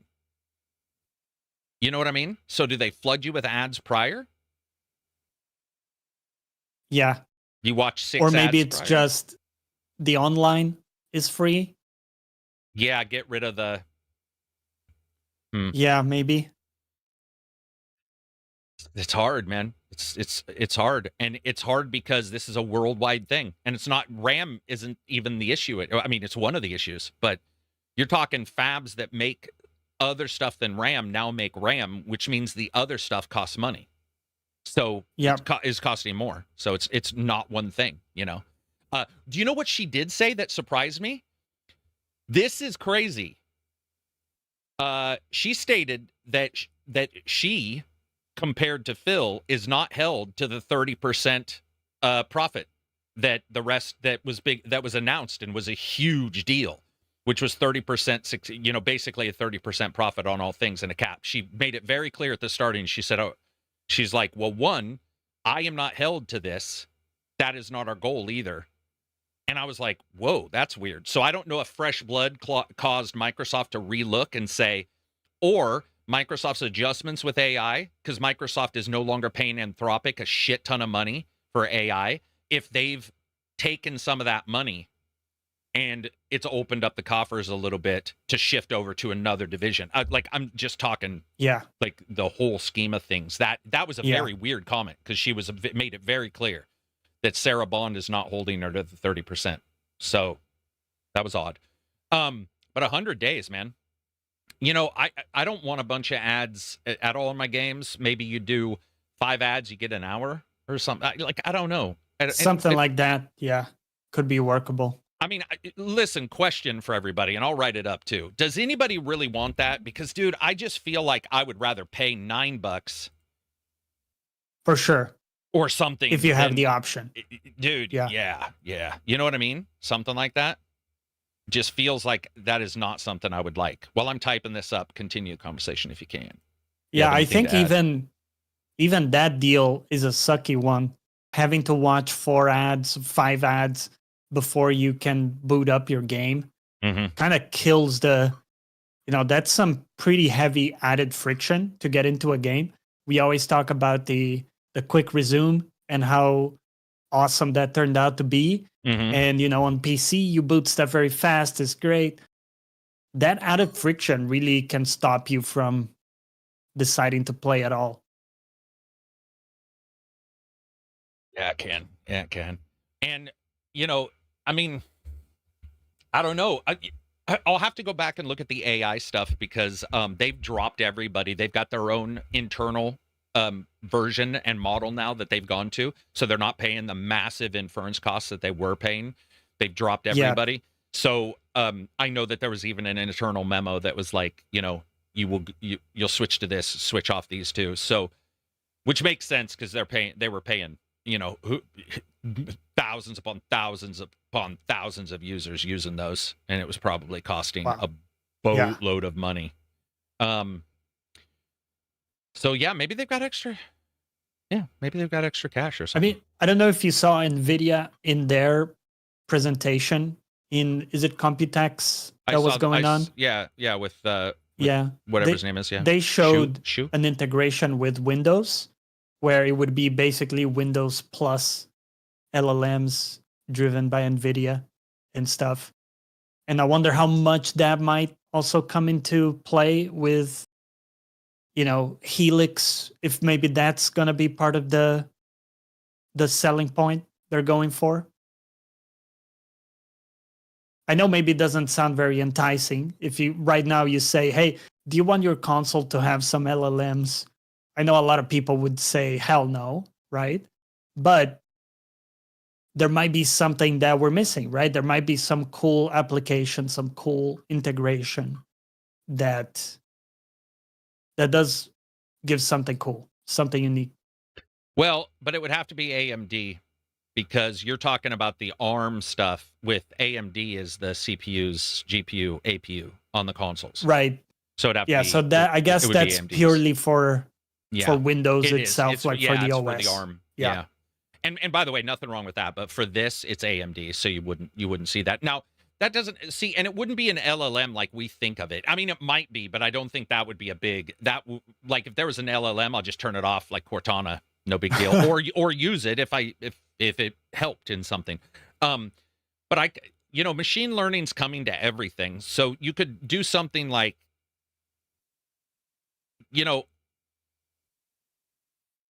for example, current suggestions of games don't work for me ever. When I go to a website and they're like, you like these games, here's a suggestion. I always look at the list, like Steam's lists and all that stuff, and I'm like, this is the worst curated list of all time. If you could do that right, I might use that list. Those kind of things might, if you could do more stuff internally in there that was sort of soft suggestion stuff, I would like it. Again, this is separate from the games thing and the ads thing. So we'll leave that. But yeah, back to the Game Pass. That's one way to reset. But I mean, what are 100 days to reset? Like reset. I mean, that could mean, other than exclusives, which we know that they've already gone to they never switched, by the way. They had always had a game-by-game basis. So that's a little bit of bullshit when they're like, we're switching, because it's already sort of been switched. Maybe the gates will be a little tighter. But what do you do what do you do? We never know when these people are talking about that type of stuff, whether they mean it's going to change something really tangible for us consumers, or if it's an internal shift that matters to them. It could be like they're completely changing their goals or their, rationale for making decisions and stuff. And that would be a very big change. And that could constitute changing the direction of the business from their standpoint. But for us, it doesn't quite mean the same thing, right? Do you know what I would love them to do? I would love for them, and I would assume Todd Howard doesn't want this. I wouldn't if I was him, but this is what I would want. I would love for Bethesda to do what Bungie didn't do and why Bungie is in such trouble right now. And I would work with Microsoft to set up a system so that every single game that you buy on the Xbox has mods. I believe that that's one of the long tail sales of single player games. GTA has shown that. Cyberpunk has shown that. No Man's Sky has shown that. Even with No Man's Sky free DLC, a lot of people play that with mods. Every game. Imagine saying, because currently, let's say they don't do that, you're going to have the Helix, which is supposedly going to play PC games, and it won't have like a good mod back end. It'll have the same stuff we already have, which is sort of piecemeal. No. Right. Roll something out that's like, listen, we have the top companies who have mods, because they got mods in Stalker, they got mods in a couple. We're going to put this think tank together, and we're going to figure out a way that when you buy a game, that game basically just says play with mods, ? Whatever, you click it, and it shows you the mods that are made for that. And they have to eat the cost. I don't care about any of this. That cost us money to moderate or whatever. Resetting isn't free. Yeah, curate. Resetting's not free. I don't care about your sad stories. You guys offer me a price. I look at it. I buy it. I've no cares whatsoever what kind of finances or resources that would take them to do. Because I think in the long run, your games would continue to sell. And you would have people then, especially, let's say Game Pass games could still be played with mods, Johnny. People be updating that fucking Game Pass. I mean, think about it. There would be a lot of games. Imagine playing Cyberpunk with a bunch of mods on your Xbox. You're just able to play. You're able to fix bugs. I mean, Jesus, unofficial patches are a big enough deal on 90% of games. How many games have we played where there isn't a fix in something, or you don't like the gun, and you talk to Absy, who didn't like the walking speed, I believe it was in, I can't remember if it's Cyberpunk or something, but he didn't like it on the console or on the PC, so he made a mod. Like, imagine that. Imagine people able to just do that with console games. And I think Microsoft has that above everybody else. They have that ability. And providing an easy way to do it. Yeah. Yep. Yeah. A system and a skeleton and an architecture that was built distinctly around that being one of the biggest pulls on the PC already. And you're trying to tell us you're going to sell a console that's going to do both for a cheaper price than a full PC. Then let us put mods on there and have it be robust. Do a deal with Nexus mods, man. I'm just joking. But I think that'd be amazing. Oh, somebody else, Gemstone, just said that. Do you have to go? Check this dog, make sure he's not going to take a dump. What's your understanding of how much it would move the needle if they had that, if they had the selling point of, we offer mods on Xbox? Do you really think that would sway a big percentage of players towards getting an Xbox compared to maybe PS5? Not the current ones, but if we're talking about, I'm talking about PS6 versus Helios, because Helix, for the next one. Yeah, for the next one. You're talking about, listen, you're going into this, and they are trying to sell this new system as being a system that is like a PC Lite already. They've already stated that. They're talking about putting Steam on there and everything. So they're already stating that. And it's going to be an OS that's basically going to be a lot of Windows underneath. And they've got their handhelds. Imagine playing a handheld. You're streaming from your console. It's got mods. You're playing on your handheld Xbox. It's got mods. Bro, mods are massive. There are mods with millions upon millions upon millions of downloads. GTA isn't selling a shit ton right now because it's GTA. It's selling a shit ton because they have massive graphical improvement, role-playing mods, all kinds of stuff. That can make your games sell continually. And you see now mods are becoming, there are mods bigger than games now. Like you see paid people with mods with Patreon who are getting a ton of money to make mods. You see co-op mods. The mod environment gets more searches many times than some of the biggest games they're involved with. It's crazy. Yeah. You look at the SEO for mods, it is absolutely mind-blowing. And by the way, Skyrim, a game that's 14 years old. Fallout. Yeah, mods are massive. Yeah, look full at the big content. Yeah, look at the two big mods that came out for Fallout. Yeah. And people were just like chomping at the bit for that. It is a huge deal. And it would be even huger if you're trying to sell the current system that's going to be a light system with the other one and you are missing it. That is a big deal. Because how many times have you talked to somebody in a chat and you say, are you getting blank? No, I'm going to wait 3 months because it might be cheaper, bugs may be fixed, and it has mods. I can play with mods. Yeah. It's a massive deal. And I still think it's not good enough to just say we got mods, but it has to be got a simple way for you to navigate it. Yeah, seamless. And maybe they, put some money into it. Maybe you develop a QA system that mods have to go through to be approved that shows they're not going to break your game, right? Or I mean, look at GeForce Now. GeForce Now, Microsoft can't face against GeForce Now. GeForce Now's got 5080s, but you know what Microsoft could do? All mods that work on your handheld and work on your Helix and work on your PC work on the streaming. I mean, dude. Yeah. I can't tell you how many times I go to play a GeForce game and realize that the version on GeForce doesn't have the mods that my other one does, and when I load it, it's like, because some save game is corrupt. Imagine that. And by the way, this is them. This is me going on them. They're the ones stating that's the future that they want. They're the ones putting game mode in your handheld. They're the ones putting game mode in all of Windows. They're already doing all this. They're already talking about this. They're already talking about having Play Anywhere. Well, Play Anywhere means you have to have compatibility anywhere. And the PC has mods. So to do that compatibility, there has to be a thought process internally within the development of the company where somebody's got to be saying, guys, we can't keep pushing this because the more we push towards being a positive, the negative will get larger. Almost like you can't count from 1 to 10 without hitting infinity. If you just go, there's a multiple numbers in between. The closer you get to it, the farther away you realize you are. And as they continue to say, hey, it's a PC. You can play anything. You can play WoW. You're going to play this. You're going to play that. Oh, I can do WoW with mods? Well, no. They're like, okay, no problem. Skyrim's going to update because we got a new version of AMD's FSR 66.999. It's going to be this amazing thing. Can I play mods? No.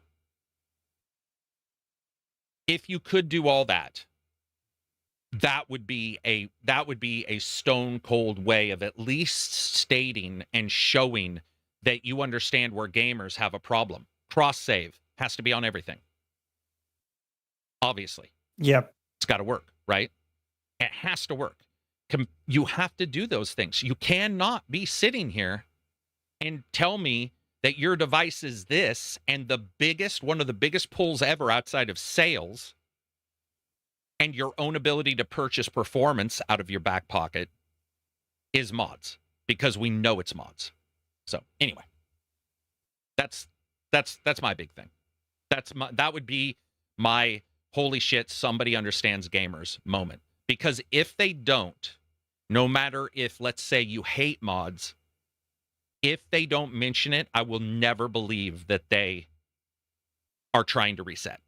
Because what we're going towards, and gamers, mods are a big deal now. They are massive. We see them every day. They're talked about every day, and they extend the life of a game you've already made your money on, but can continue to make sales on, and not because you're grifting the consumer. There's no grift. It's just positive. I mean, dude, it's just a positive. Like, you can play. It really is one of those let us help you kind of situation. Give us the tools to help your games do better. I saw somebody play all the way through Stalker with mods, and they were like, this is a completely different game. I feel like I got a free other game. I've seen it with Skyrim, seen it with Fallout. I saw it with Starfield many times. It is a big deal, and I would love to see him do it. But anyway, that's me off of my high horse. That's one of the things I would like to see with what does she say? A reset the business. Yeah. That's what I would like to see. Yeah. Also, mouse and keyboard. Let's get her done. Let's For just do it. Xbox? For it. Yeah. Let's just do it. For I mean, everything. yeah, we're past the point of like, might as well. People like mouse and keyboard.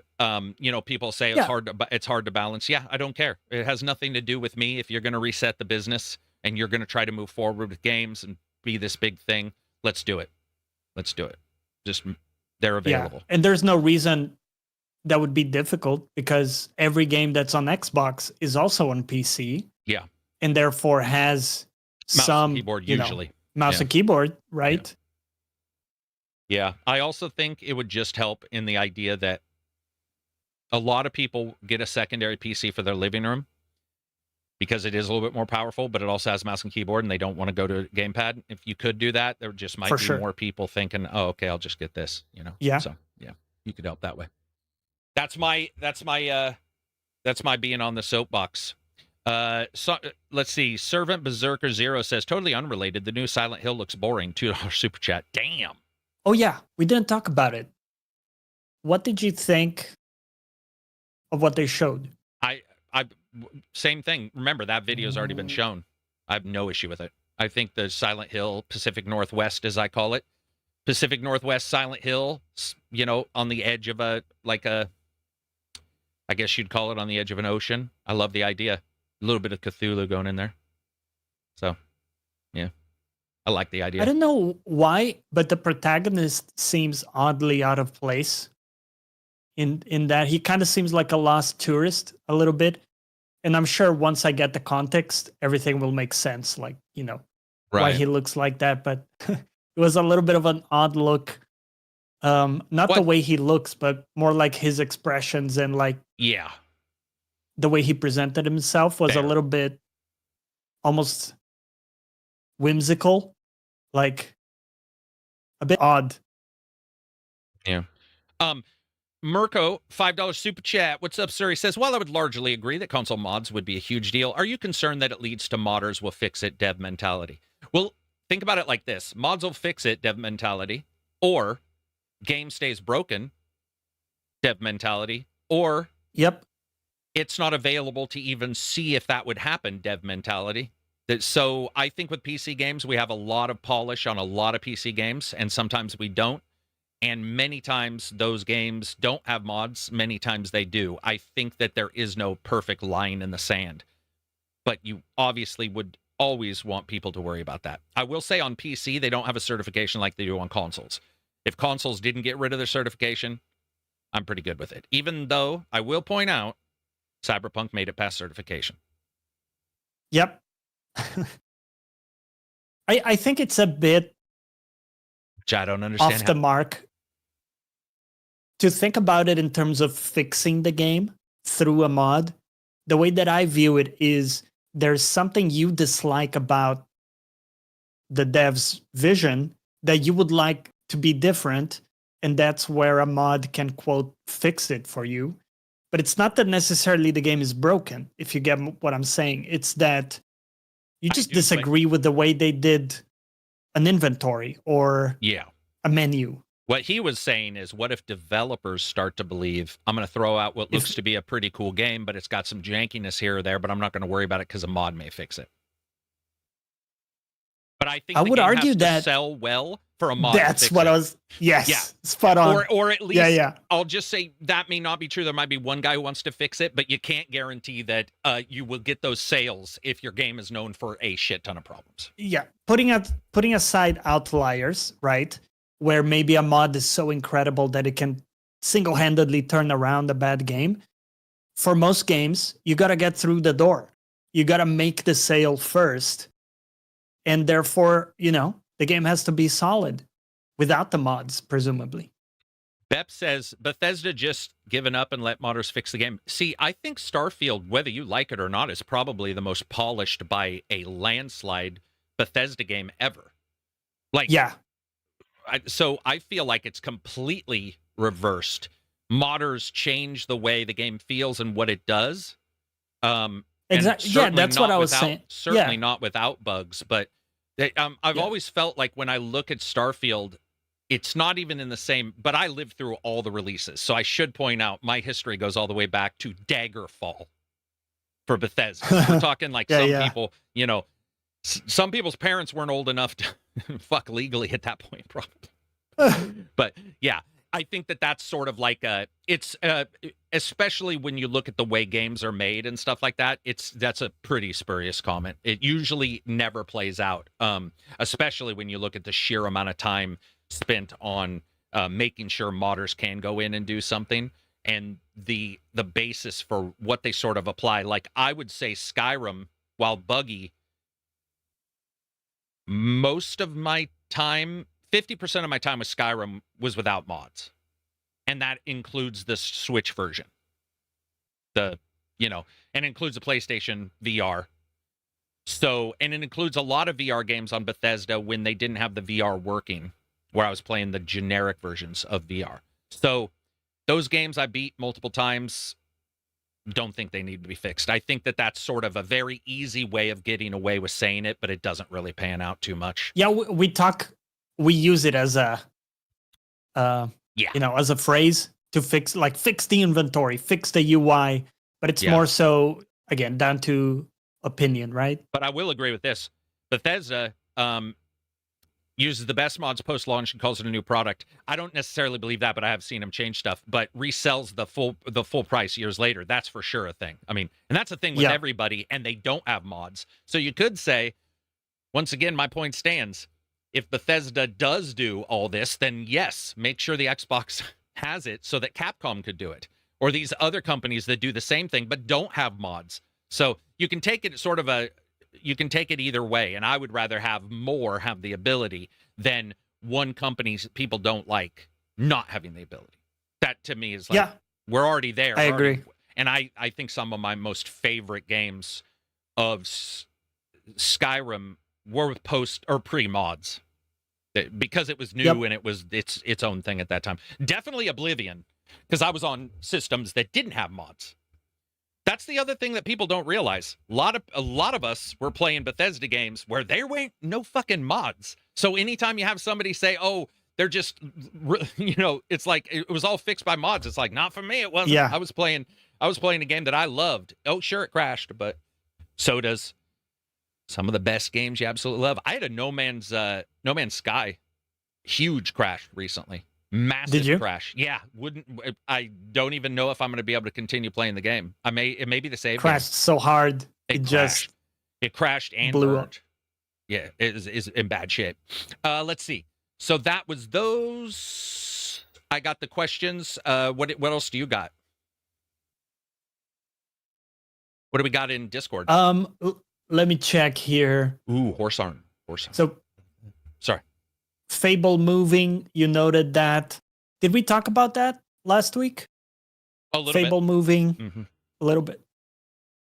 Yeah. I think it makes sense. I talked about it in the side podcast. I'm sorry. That's where I heard it. Yeah. Mm-hmm.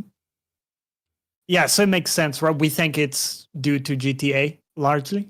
Yeah, definitely. And by the way, the side podcast is listenable to anybody who has iTunes, Spotify, or is in the Discord. You can go there. Usually it's posted on Tuesdays, I would say. Generically, mostly posted on Tuesdays, as long as you're subscribed to the channel. What else we got? Let's see. So, Steam or Valve talked about how they are still planning on launching the machine and the frame before September. Isn't that wild? So they've just gone off the back of raising the price for Steam Deck massively. I forgot the numbers. And now they're saying, now we're going ahead. What does that mean? Is it just going to be super expensive? That's it? That's the solve? That's the solution? There's two ways to think of this. One, and this is my personal thought, raise the price of the current system that isn't selling the greatest so that when the next system comes out and is barely more expensive, you can say, hey, look, the new system baseline is the new baseline. Yeah. That is the psychological consumerist in me looking at that and saying, smart move. On the other hand, Everything is super high and super expensive, even from companies that don't want to raise the price. It could also simply be we have to raise the price, and that those machines come in at a point to where even $100 more is massive to a consumer. The difference between 100 and 200, $100, right? Difference between 1,100 and 1,200 is not $100, Johnny. It's the difference between the 200 and the 1,100. Do you see what I'm saying? If it was the same device. So you look at these devices, they were $399 or $599. Now one's $999 or something, like it was some big jump. So now the difference isn't, because these are too close together, the difference isn't going to be $100, even if it's $100 more than the Steam Deck. It's going to be the jump plus the $100. That's how people work. It's going to take about a year before the old price goes away in consumers' minds. So even though I'm saying that feels like that's what they're doing, it does feel like it's way late if that is what they're doing. Because we're all going to be like, you're telling me that I'm going from, I can't even get if I want to support you guys, I can't, not support, but if I want to play your guys' systems, I can't even get the normal price for a system. And now the additional, $700, $800 for the new one. I mean, dude, look at the Lenovo the Legions, the handhelds. We just had a handheld company just last week state firmly they've decided to only have one SKU, and they've stopped like 3 of their other SKUs because it just costs too much for the low sales. I think they have them made, and I feel like they have them made, and they're just going to put them up for sale, and there isn't as big of a plan. I think the plan was in place before all this happened. That's my personal opinion. Do you see what I'm saying? I think that all this shit switched so massively that you're just stuck, man.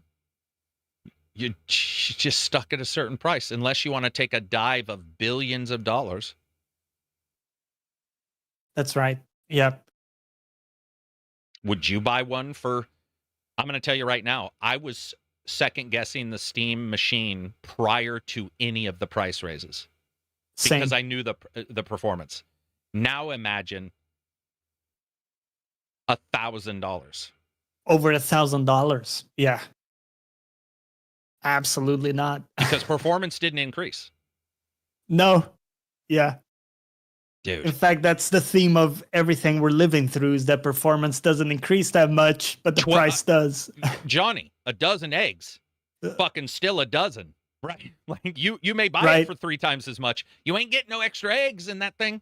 You're not getting any extra RAM. You're not getting 2 yolks. Yeah, there's not extra power in it. There's not extra whatever. There is no magical extra in this. So, like, you're stuck with whatever. The delta between the performance did not go up on any of these.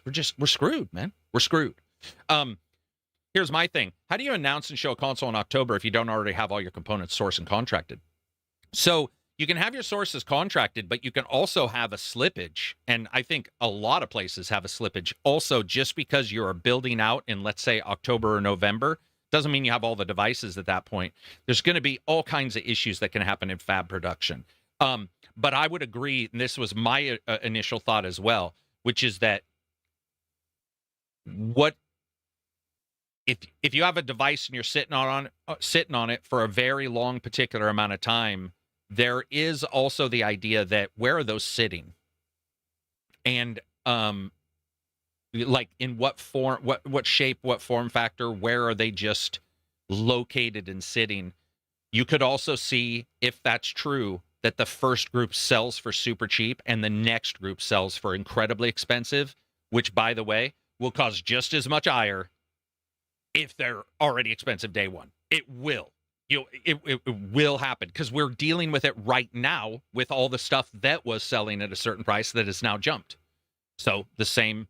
It just all boils up, man. It's all a shitty foam. It's like that foam you see at the side of a swimming pool, and you know that foam like that doesn't occur unless somebody pooed or peed. Oh. Yeah. Wait, I didn't know that. Yeah. Well, dude, haven't you ever heard the idea, like you'll have somebody say, you shouldn't worry about this one thing or whatever. And it's like, but that may sound true, but a single turd on the other side of the swimming pool makes the entire swimming pool not a place I want to swim. Right. And like, that's just the way it is. Sorry. All of these are happening everywhere. I don't see how they'll end up selling it for cheap. And if they do, kudos to them. But I was already at a cheaper price, second guessing my idea of purchasing it. Yeah. For sure, it's not going to be less than the Steam Deck, right? Like we're saying, that's already the baseline, almost by default. Can you imagine how pissy people would be if they release the new ones at a lower price? So a bunch of people buy Steam Decks, or whoever buys a Steam Deck is looking at like the twice as powerful one coming in at half the price. Yeah. Taiwanese Dave says, unless it was Dewey Lupa's turd. True. Yeah, I agree with what Gaming Passion says. Valve doesn't care if the hardware sells or not. No matter hardware people buy, they will end up buying from Steam. Yeah, it is a storefront. That's one of the things I've been saying too. However, by saying that, I do want to point out that their devices haven't been notoriously cheap either. It's not like that isn't true already. It's not like they fucked up, or they super fucked up with the first Steam machines. They didn't fuck up with Steam Deck, and yet neither one was magically super low, or, you know, like just a storefront sale. If it was just a storefront, they give them away. But I agree with you in like theory. Marcus says budget. Let's see. After the state of play, am I crazy for feeling like Sony finally remembered why I bought a PlayStation? Wolverine, God of War, Silent Hill, Tomb Raider. That's my lane. Or is it a very polished apology tour? Apology tour. Thank you, by the way. I love when people use that term. Well, Tomb Raider isn't just Sony. Silent Hill isn't just Sony. So once you remove Stuntman or whatever is also not just Sony, I don't think they remembered anything. I think they showed you what they had that wasn't a service game, which we know they're still making. And that's why it was filled out with third-party stuff. Yeah. Yeah. Again, a shame they couldn't show some stuff like the Intergalactic. Yeah. Or whatever that one. No, you're right. You got it right. Not Interstellar, Intergalactic. What do we got? What do we got in Discord? Let's see. Oh, by the way, one thing before we go to that, I saw Forza 6 reportedly sold almost 6.5 million copies. 6.5 million? Yeah. That's an insane number. And doesn't include Game Pass. Does not. I was going to say, obviously, it doesn't include PS5. You know, it's not out on that system yet.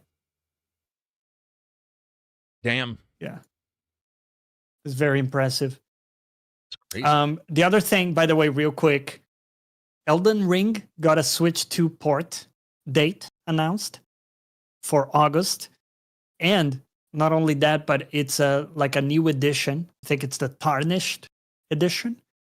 And it's going to come with 2 new classes and a few new things. I don't remember all of it, but a couple new classes. Is that a game you would revisit on a portable? Like a Skyrim? Absolutely no desire to revisit that. Nothing against it. I just have no desire. Yeah. What else we got? Should we go to the questions? Yeah, for sure. Or topics, if they got them. Sully says, I love when a game isn't designed for a slow pace, but the world makes me want to slow down. Like it's too fragile to rush through. Are there any games that come to mind for you like that? Red Dead 2, post-intro, and Cyberpunk at the beginning did that for me. I love how people always... They know. They have the caveat of the intro. There. That's a good man. Yeah. He knows. So that are cozy but not cozy? Is that what he's saying? It's like makes you want to slow down and maybe... Yeah, right. Okay. Create some of these routines within game and like... Right. That's a good emerging point. Stories that you tell yourself about what you're doing.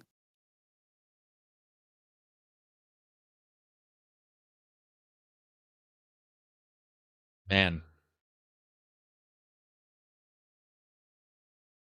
I definitely the Rockstar games are good at this, they right? are. I'm trying to think of like non-Rockstar. I mean, there are Outside, for sure, yeah, but those are the ones that come to mind. But I mean, I definitely feel like Bethesda games are always that opening bit where it's pretty climatic. Something happens, other than Morrowind, which started on a boat, but like Oblivion started inside the prison, and then you started inside of the or outside at the cave, almost getting your head chopped off when you were playing Skyrim. Oh, yeah. somebody mentioned Horizon Zero Dawn. Yeah, true. Horizon Zero Dawn. Hell is us. Hell is us, huh? Hell. Hell is us. I don't know if I want to spend any more time in Hell is Us than than needed. That game was dark as shit, man. Rocky loves Emily, Yeah. but he doesn't love other people, apparently. Hell is Us is a rough one, bro. And it's not a game that makes you want to overstay in areas. You're kind of just. I didn't want to be in that game. Dude, No. that game was awesome, but damn, Yeah. son. Can you imagine that? But That's yeah, you were tough. constantly uncomfortable in areas. I think something like Subnautica is a good example where, yeah, good example. in theory, you could really progress the story quite fast if that, if you set out to do that. Yeah. But the way almost everybody I've seen plays it is, let me slow the heck down. Mhm. Let me hoard one full storage tank of every resource available, Mhm. and like build some cool bases. Not everybody likes building, but even the people who don't, they like to create their functional bases here and there and stuff. Yeah. And inevitably you end up taking way longer to progress in that game. Right. Yeah, that's fair. Kerbal's not Kerbal, but Satisfactory doesn't start out that game. Yeah, that's rare. There's actually not as many games as I thought there would be answers for that Yeah. question. This is a good Someone question. said Elden Ring. Yeah. Oh, Ghost I don't of know if it Tsushima makes and you. Ghost of Yotai. Yeah, I would agree with those. Okay. What were you going to say? I apologize. I was. You Well, said. I'm trying to parse out if those games make me want to slow down or if it's simply Ghost did, I'm and forced so did to slow down at Assassin's times. Creed Shadows. I just played that last night, and Assassin's Creed Shadows definitely made me want to like walk. I walk a lot in that game. Why? Because of the way it looks, scenery. Yeah. Just the way it looks, the vibe. It's like it's got like Hell is Us. Sure. The vibe is like demons, humans dying, explosions. Let's gore. get the hell I don't out. want to sit around. Keep moving. Yeah, Rocky does because he's a fucking freak, but I don't want to sit in that. But if I was playing Ghost, take out some bad guys, go up, meditate, hang out, listen to the wind. I can see that. Yeah. Forza. Forza probably doesn't fit this at all, but in Forza, I do love to literally just be talking to the guys in chat and Discord and just drive. Speed limit and everything. And then sometimes you're going into fast mode, but a lot of times you're like blinker on. Do. I'm just joking, no blinker. Just but, exploring. Yep. What else do we got for questions? Hi, buddy. This one from Gex Sunrise. Infamous 2, which remains my favorite PlayStation first-party game among other greats, turns 15 years in a couple days. Every state of play, I hope for a remaster or remake. Thoughts on the series and how we could see a return. What would be your ideal Infamous game? I absolutely agree with him. I played the one on the PlayStation 4. What was that? Infamous Second Son? Which got me to go back to play the other ones.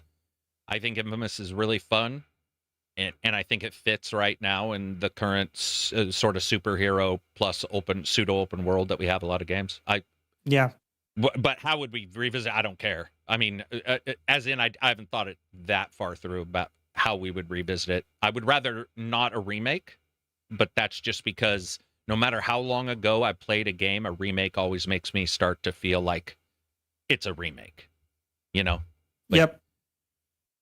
So that the hits would And be the this same. type of game has evolved quite a bit in these years. True that. Right? True that. No, that's true. That's true. Yeah. Yeah. So a lot of things we take for granted now, we would That's a need good to point. build into that game. Just Yeah. change it up. Yeah. That's a really good point. There's a lot of stuff that, like, whether it be aiming, how you aim, the Yeah. controller's style, not style maybe, but yeah, there's a lot Because there that you'd be like, that was a pretty early kind of Yes. action adventure game. And that genre has seen so much iteration and refinement. yeah. Yeah. I would agree with that. My feet, he wants out. Okay. Yeah, you felt very powerful in that game. And yeah, it kind of reminds me a bit of Miles, the Spider-Man game, where you have the lightning powers and stuff. But the ability to traverse as well with that kind of stuff was pretty unique.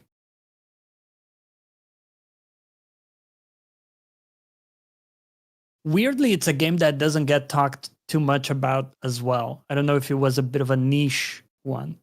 It's but 15 I remember years at the too. time. Yeah. You know, it's been a while. What else we got?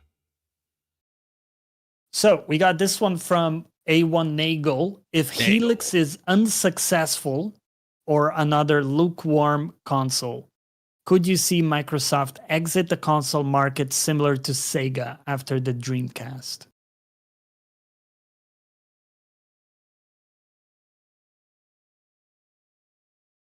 I think that these might be the last consoles we see in the way they're styled right now, too.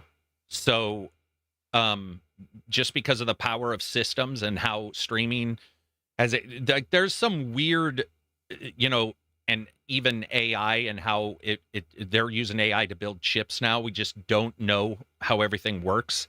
I think this might be the last sort of pseudo console we see that isn't like a portable as well. I think a lot of people look at the future and go, I mean, Switch has a sort of a good idea, a device that does both, right? It's like, what can you do with that in the future? And I'm just thinking off the top of my head, there's all these kind of things. But yeah, I would see them stepping out, but I don't see Microsoft.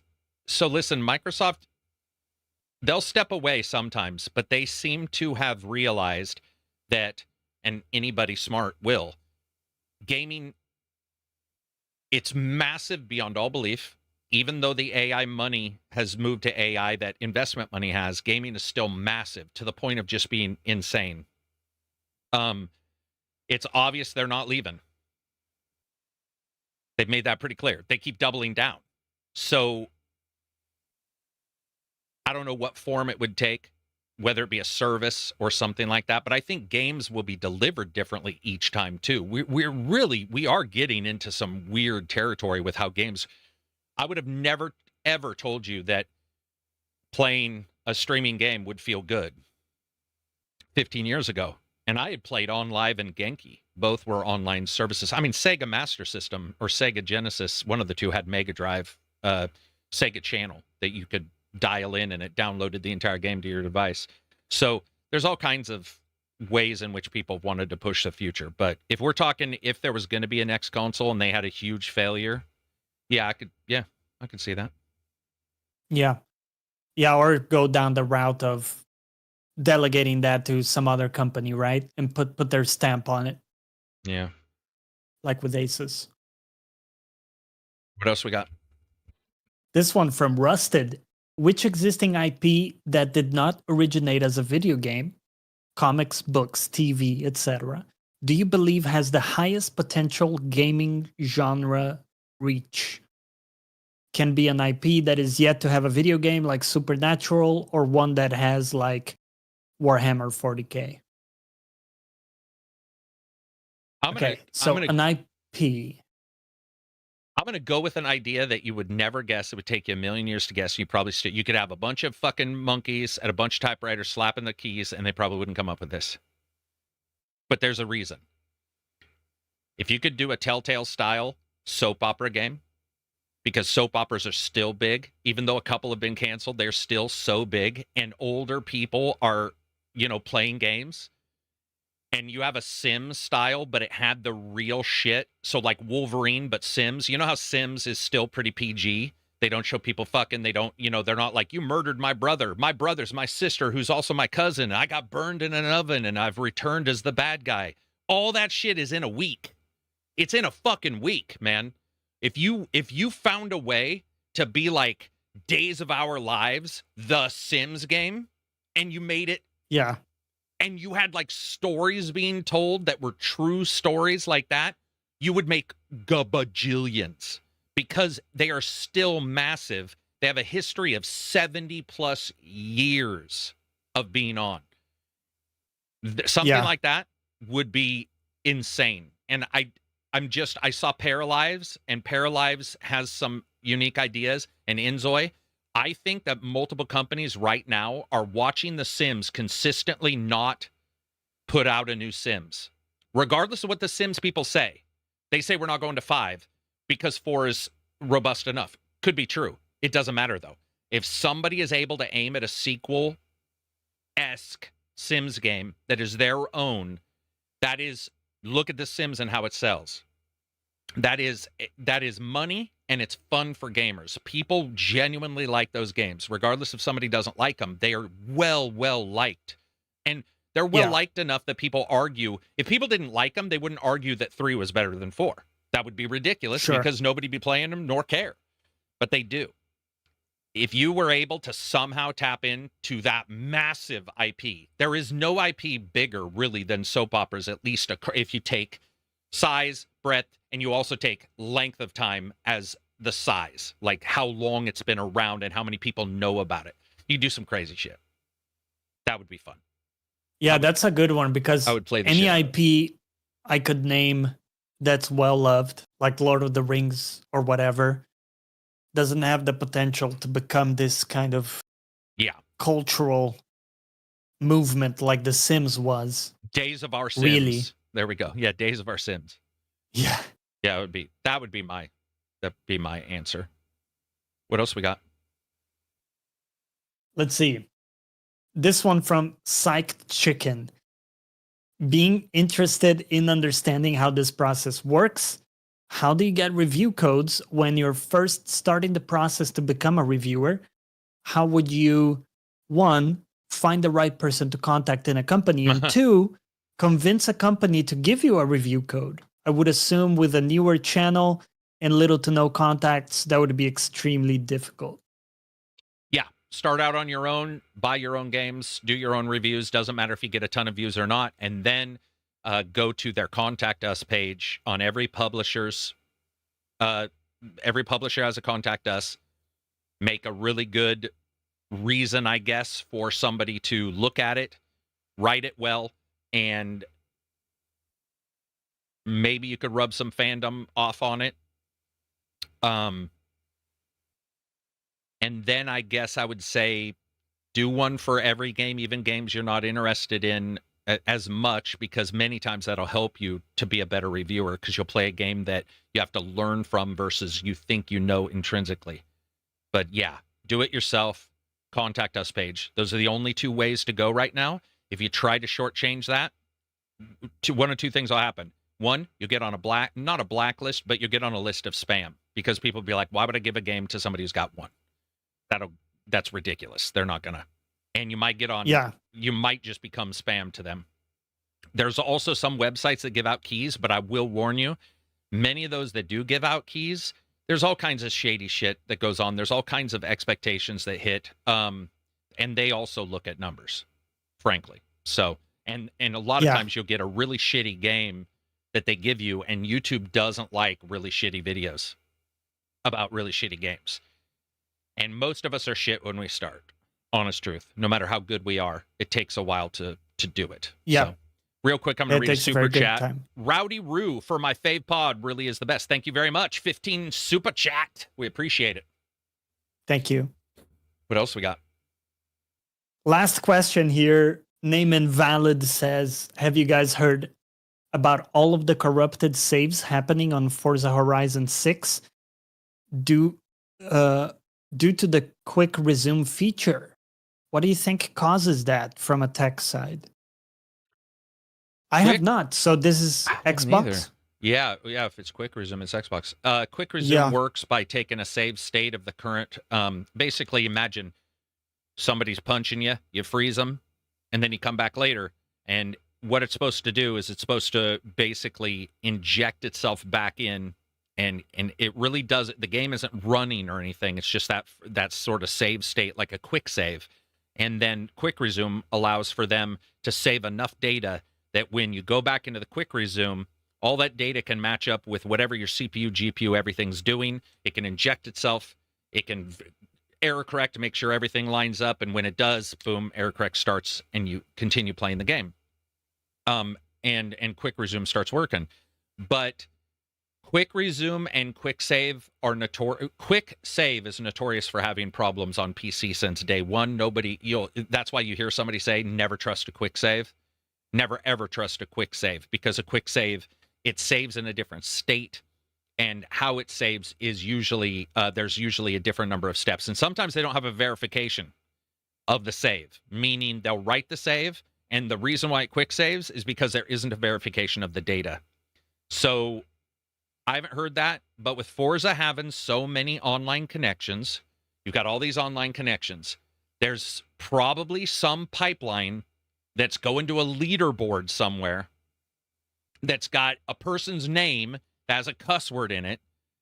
And when that gets injected and you load, I'm not lying, something weird like that can happen, where a little bit of data goes way over here and it corrupts. It gets into yours, and the quick save is like, oh, this won't work, and it pops you out.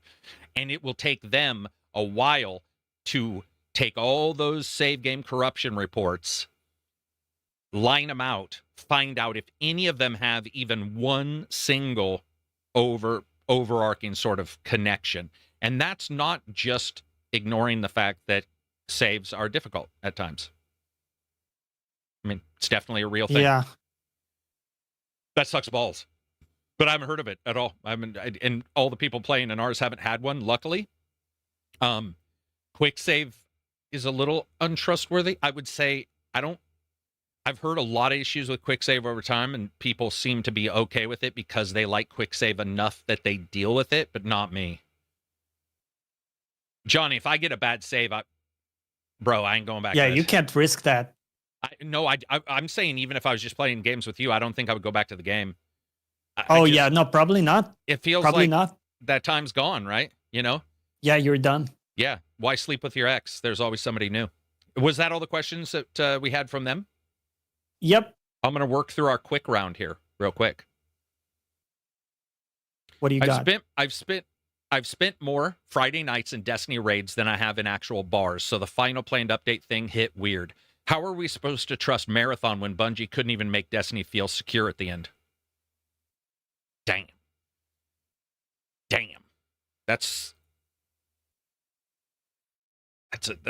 hard hitting. Yeah. I mean, I guess maybe don't care if the game makes you feel secure. And if the game feels like it's worth purchasing, buy it, but understand that it could change at any time. And maybe you really can't trust something to last, and really couldn't. My mom and dad used to have stories about things not lasting when I was a kid. So it's not like it's brand new. It's just that there's so many games.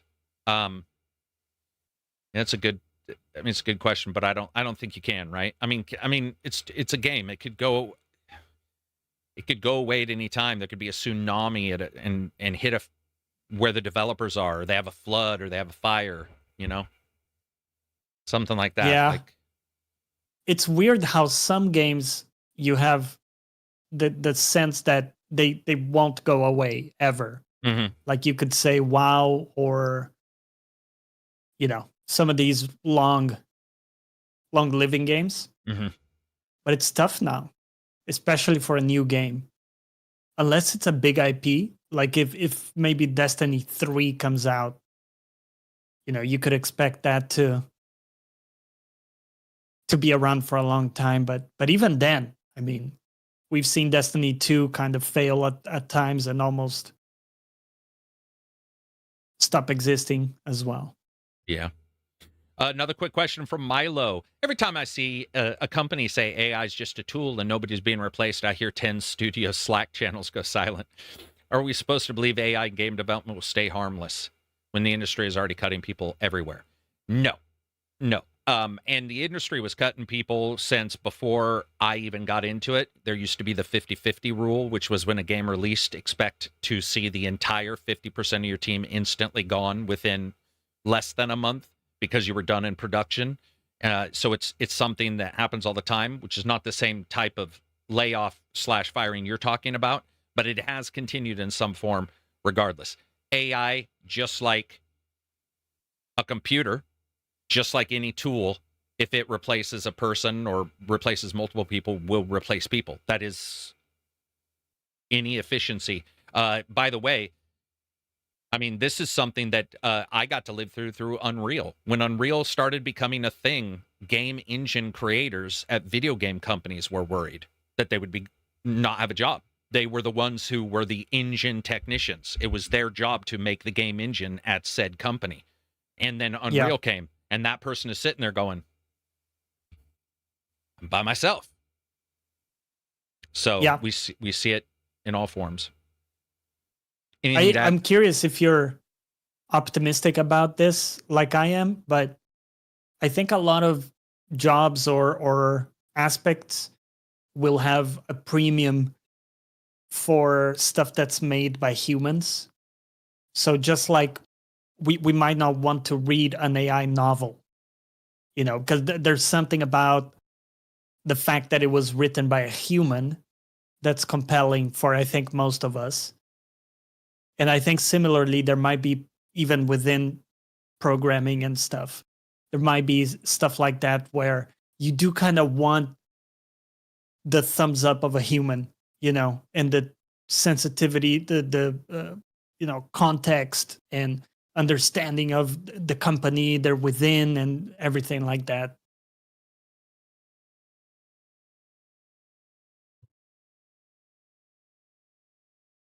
So these could be either new jobs that pop up or jobs adapting, right? So maybe you're moving away from the pure coding towards more intangible tasks. Yeah. I don't think that we've ever supported the idea that we embrace humanity too much in games, whether it be radial quests or procedural generation or really shitty voiceovers or no voiceovers. I think we have a long history of showing that people within a large demographic will buy different things for different reasons, and you can't say these people will all care about a human being making the game. I think we can see that right away when you see random quest generators. You see random quest generators for D&D. D&D has a DM usually, and now people are going to DM lists, which, not now. It's been going for a while. But you have all these kind of changes. The demographic is too large to say one thing or the other. But I do think that some places and some people, they'll be celebrated that's a person. And then some people will adjust and use it to help and augment, be able to do more. And then some people would just be replaced, almost like the automotive industry when robots came in, and they will go to other jobs and they will have to take those to other jobs. And where those other jobs may not have we may see a change in like the tech sector and how many people, because the tech sector for so long embraced a ton of workers. And not to be rude, but those ton of workers, most of them aren't I'm talking Western right now, most aren't in America anymore. The tech sector left, and it became sort of the brains and the thinkers in San Francisco, tech workers, where they came up with an idea. Then that idea went offshore to make the money. Stuff like that. And it's always happened. Nobody really wanted to talk about it, but we're sort of facing an ugly truth right now too, which is that the idea of how business has been running for 20 or 30 years, most people have been completely wrong about. I mean, for example, buying American used to be a big deal. It means pretty much nothing now, and it didn't mean much back when it was a big deal. Buying from a local area usually isn't buying from a local area at all. It's maybe buying from a Chinese factory that puts this stuff together. It comes to America where a person puts a single sticker on it so they can say it's made in America. And this can happen anywhere in the world. I'm talking about America because that's where I live. And nobody wanted to face that for the longest period of time. And now we're having to face it because some of us may have to go into those jobs, or maybe we think those jobs exist and they don't. Yep.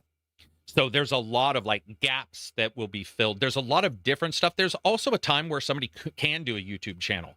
For example, if you 20 years ago, there was no such thing as me. So my personal opinion is I'm temporary. And that's how I took it the day I started, was that I could go away because I was not needed for the industry to grow. In fact, the industry became super solid prior to a person like me ever being involved with it. The same thing will happen to podcasts. I mean, ignore AI for a second, but AI is going to get to this. But if you ignore AI for a second, look at podcasts. Podcasts are now, what are they? Saturated to the point of just unbelievable saturation. Everybody has a podcast. And you're hearing people talking about, unless they're basically sucking the ad money through a penile hole, they are losing cash. You're starting to see drops in views because it's not because somebody sucks. It's because the vast majority of that is covered now. So there'll be something else that'll come out. We'll see. Twitch did it to YouTube and then sort of lost their way, and YouTube caught back up, and now and Twitch had its own issues, blah, blah, blah. AI will touch all those and remove some people, but it'll also give somebody, now I don't know how this would happen, but there is a place there for some people to use tools, whether it be your old days of Excel and reading a book at the library like I did, or you're using AI, to where they can make something or deliver information at a far higher level than they could in the past. That's cool. It's just less. It's less. It doesn't require the librarian at the library. It doesn't require, the support. There's no support there. It's just AI and a person. But I want to see what those do and how that looks too. But I would say everybody needs to be prepared. I mean, dude, people are copying me all the time. Like I'm sort of the odd man out in the idea that I'm always investigating AI 24/7 because I've been replaced by over 40 channels that pretend to be me. So I'm just like, okay, well, this can happen to anybody. And there's people I just talked to a couple weeks ago that were like, that'll never happen to me. And they didn't know it had happened to me. They were like, oh yeah, nobody can copy your voice. And I'm like, dude, you're talking about the shit voiceover things. You're talking about like these ones that aren't trained on one person on purpose. You're talking about like 11 labs where it's just bulk thrown out. I'm talking about a person who's nefarious, who's making some of these videos that you look at them and they're using stock footage and themselves sometimes with a voiceover, what have you. But there's all these other things going on that even I'm able to see and look at and go, ooh, that's AI. So yeah, humans watch it like incredible numbers. Anytime I hear somebody say they want a human, I agree with them, but I look at the obvious indications that there are a massive number of people who don't give a shit. I was conflicted with this too, because I saw a couple of AI videos pop up. Like there's this one channel that posts AI videos of Suskind, the physics guy, big physics guy. Yeah. And it's like it's an image of him speaking with his voice. It looks clearly AI, but like well done, let's say. And it's his shtick, it's his thinking and everything, and it's well done and convincing. And I'll admit, I listened to a whole video of those. He was talking about some really interesting concepts and stuff. And goddamn, that was good. And I knew it was like 99%. It was AI. And yet I found it compelling. That was one of the first times where I thought, oh, when it gets to a certain level, maybe we stop caring that it is AI. Yeah. And maybe you are at a higher level than 90%. Like my mom and dad are like, oh yeah, we don't use AI at all. And I'm like, do you watch YouTube? Yeah. You've used it. Yeah, You're in it. absolutely. You're Yeah. neck deep. You straight up neck deep in it. You're up to your fucking lower lip in that shit. It's there right now. And yeah, Brian Cox sleep videos, exactly. All these sleep videos, people don't realize 90% of those aren't Brian Cox. Now, some people are going to realize it. Some people who realize that not Johnny, but Brian Cox has a tendency to, he'll hinge back to things where I've actually noticed, especially with me messing with it and looking, you can make it not hinge back and make it be firmly informative. But a normal human isn't firmly informative unless they're reading from a script or a teleprompter, and here's the other thing I do want to point out. People should be, this is not a comparison, but I want to say 90% of what you watch on YouTube is telepromptered. They'll talk and gesticulate, but watch them. You'll see this. It's because they're reading their teleprompter. Elgato has a big teleprompter for YouTubers, and I would say every YouTuber I know owns one. Every single one. And you can literally watch the day they changed to a teleprompter, because it went from ums and ahs to, in 1975, there was a 4.2 drop in the deficit and you're just like, dude, come on. But it only takes a little bit of history to build that up to where people are like, this person's highly intelligent. But is that any different than having notes or YouTube comments? It's not necessarily. AI can then put those together better, but we don't want the voice on top of it. Most of us don't. But then I also want to say, and this is completely tangential, super small, I don't want it to go away for everybody, because I have people who can't talk anymore that I know. Yeah. 2 people I know have voice paralyzation. If I was able to record them or find videos where they talked and gave them that ability to have their voice back, I would not want a rule somewhere that said you can't do that, because that would impact the by the way, small issue. I'm not saying it's a big issue. I'm saying those are the things you have to think of. You have to be like, oh, but there is, how do we take care of this person that I would want to hear their voice. I would want to see their content. I would want to, that's a big deal to me. Because I do happen to know a lot of, especially because of what I've done in the past and stuff, I do know a lot of people with like missing fingers, missing arms, whatever. So the accessibility controller is a big deal. And I know that people are like, oh my God, accessibility controller. It's like, well, what would happen if you got hit by a car and you still wanted to play games and you were missing your arm? Wouldn't you want one? Everybody's too cool for school until it happens to them. So there's a lot of things here that I see for accessibility that's massive. Also, Johnny, this excites me. It excites me to a point I'm almost got a hard on. The idea of a person who maybe is 20 or 23 right now, in the future, will be able to put in an earwig, go to another city, marry somebody, have kids, and maybe not know the language, is a future that you could live in. Now, I'm not saying that would make any sense, but I'm saying you could. That to me is phenomenal. The idea that I could go, you treat it, we treat it. You hear somebody speaking another language, you do treat them different. Either mysterious or I'm going to have to talk louder, like you hear the joke, no, the way to the tram is that way. And they're like, I'm not deaf, I just don't speak your language, right? But imagine they have it, you have it. And that ability to sit down with somebody from a different land, somebody from Nepal, somebody from Japan, somebody from China, somebody from Australia that speak English, somebody from... Fully break down the barriers. And just be talking, dude. And talking in the way that you and I talk. And I drop cooking, and they know that I don't mean food. I probably would mean, because I fucking hate that term. But you get my drift. That kind of stuff, that excites the shit out of me, and AI would allow that. And I can't wait. I can't wait for that kind of stuff. But it's going to be painful. Yeah. It'll be painful. For sure. Yeah. $5 it's a super wild chat. Time. Still lurking and loving the channel from the Pacific Northwest. Have a great weekend, gentlemen. $5 super chat. A bum named Walt. I remember that person. That's awesome. Anyway, yeah. Sorry, we'll roll through these real quick. Oh, we're only on 2 hours 29 minutes. Sorry. Okay, I don't know why I was forcing this. We got another one.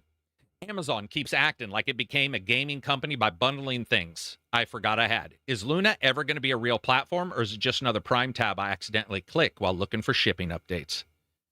Man, that's true. That's a harsh ass way to say it, but I think Amazon's trying that with Bond. Did you hear Amazon Game Studios, their little Bond comment, where they were like, "Yep, they did well, but we don't know who's going to develop this sequel, blah, blah, blah." Dude. Yeah.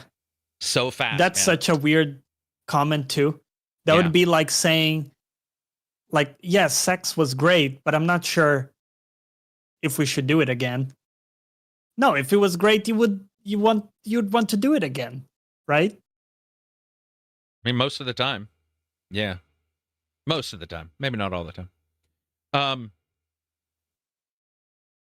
Oh, that one doesn't make any sense. Battery revisions. Unless they own a pet spider, then doesn't matter how good the sex was. We're done.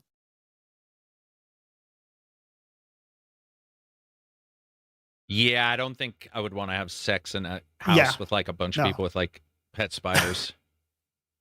Did you see that Dune Awakening is adding a single player mode? Oh, really? Yeah, the MMO. That's a crazy thing. Never expected that. Like an offline mode? I don't think it's offline. I think it's just like, hey, we're sort of, I guess, jerry rigging it to try to get it to sort of set up so that you can play it completely single player all the way through. And I think it's coming to consoles. I think that was a new thing. But yeah. After everything with Concord and Bungie, why would Sony still want to chase a live service dragon? Listen, I'm going to tell you this, and I'll tell you this once, and then I'll tell you again next week if somebody asks it. It's because one single service game can pay for everything. Yeah. Sorry. You could fail at 20, but the one you land... Bro, and you are not floats your operation. You are not exaggerating when you say that. You could. Right.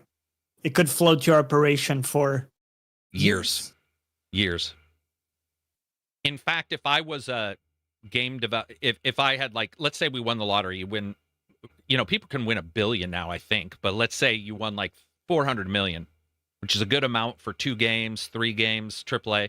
I would probably cut that in half and spend a good deal of money trying to make a really valid couple mobile games that were really good and try to see if I could stoke the fires with that and then, go over to the other ones. Brazgo says, why do rich people invest in hundreds of startups? Yeah, exactly. Super smart, though. Invest in 100 startups. You get one that explodes. Boom. It's one of the reasons why... Oh, dude, I know people who made millions on crypto. When the crypto sort of started coming up, you can make your own crypto. They would buy $1 of 1,000 crypto. 5 or 6 would shoot up just because people were interested for some reason. Sell them, make thousands of dollars. Like, it was just ridiculous. It's like, it's smart to, I say, spread your money around anyway, right? I mean, technically. Yep. Servant Berserk says, just look at Hoyoverse. 3 games, single-handedly launched them into 10 of the richest Chinese companies. Dude, yeah, those guys, billions upon billions from each one of those. Yeah, making crazy. Bank. Yeah. What else do we got?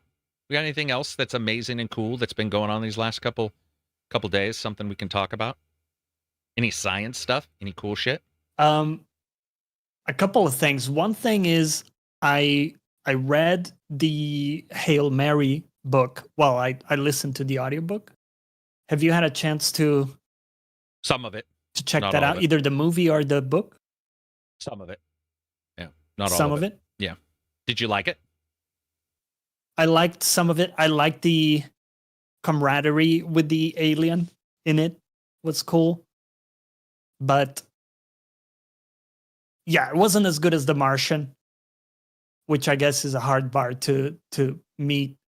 I liked, that camaraderie thing was pretty touching. I haven't seen the movie yet. I heard it's really good in the movie, the way they did it. But I liked it. I liked it overall. And it kind of got me thinking about this thing that happened recently. I don't know if it was this week, but the JWST telescope found a comet that was coming in from a different system into our system.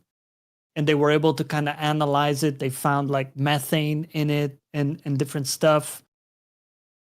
It just kind of got me thinking, what's the craziest thing we could find in a meteor or a comet from another system? The like maybe a new parts element of another civilization. Oh, dude. To where you realize that a planet hit another planet or something, and so you see like the destroyed parts on a massive asteroid. Like, let's say an asteroid comes in and it's big, and we're like, we're going to land on this one. We're going to send a person to it.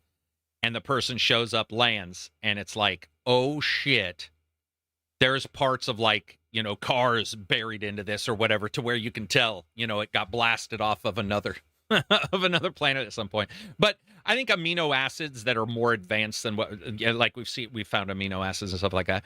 But it's like it feels to me like now that we're seeing amino acids, the big jump is like, how do you get from amino acids to a self-constructing amino acid, then a self-constructing, reinforcing, replicating amino acid?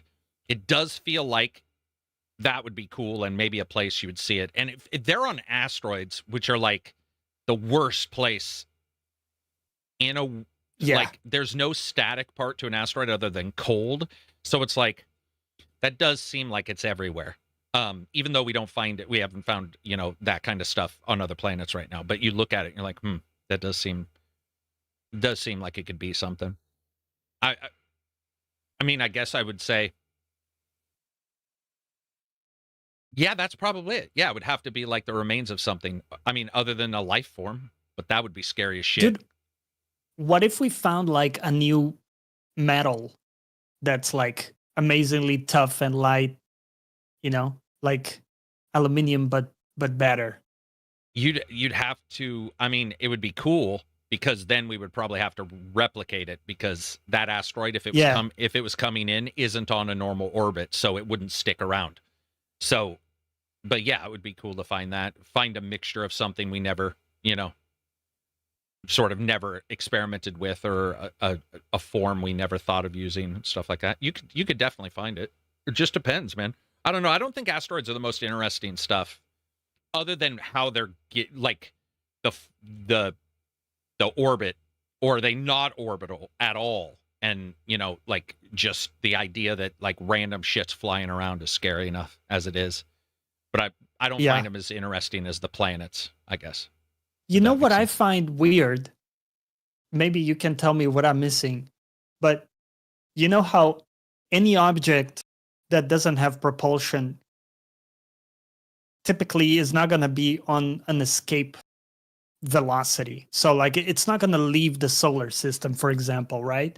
Because it's prisoner to the gravitational field. Yeah. You know, you would need to be like propulsing yourself forward until you're able to kind of reach the escape velocity. So then how do some of these comets and meteors get to escape velocity such that they can like cross into another system? Because most are created when the planet's being created, and they are flung out faster. So they're not going from a solid nothing. Imagine a planet is just forming, and then other planets are forming. They're swinging around, and what happens is all you need is for one big rock and your third smaller rock to hit, and now gravity from both of those propels a smaller rock past the gravity field of both of those and out.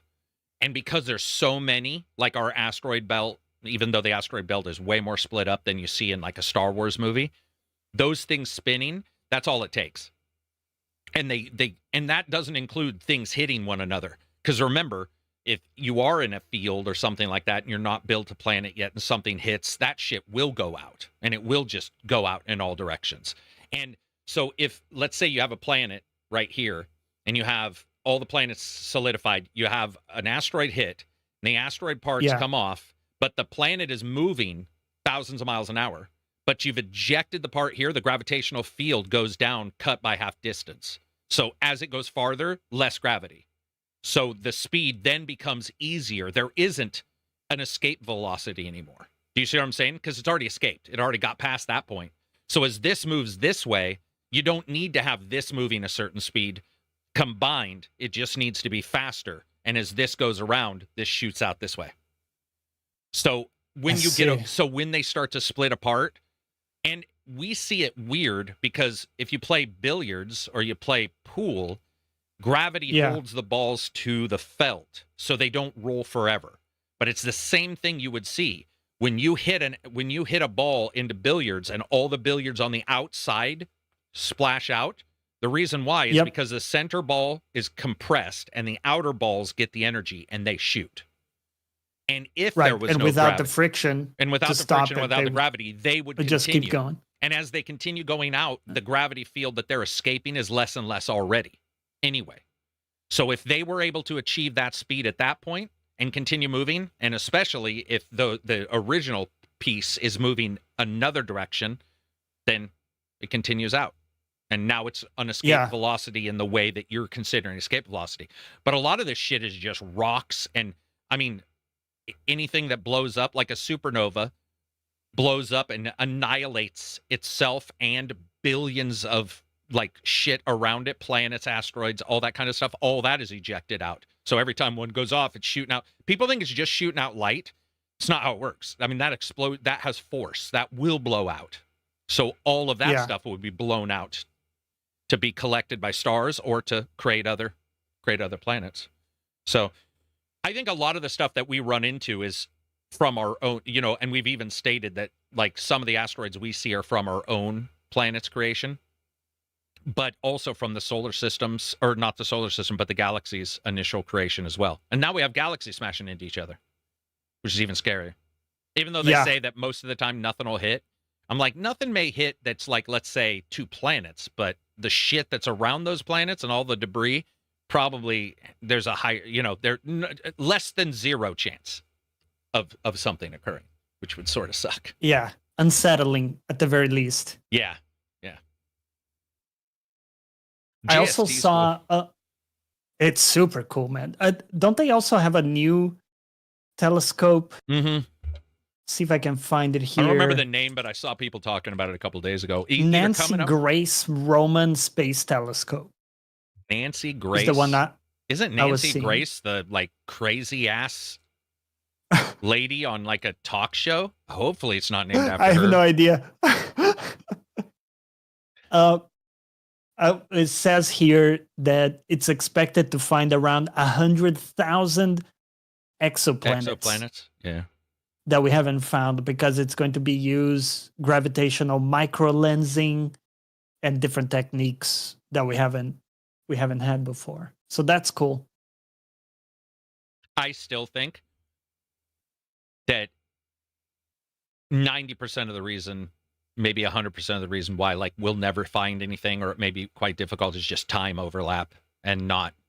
It will have nothing to do with life. It will have nothing to do with being special. It'll have to do with the sheer amount of very small amount of time in a galactic period that humanity is around. And then you have to overlap perfectly where you both are listening or broadcasting.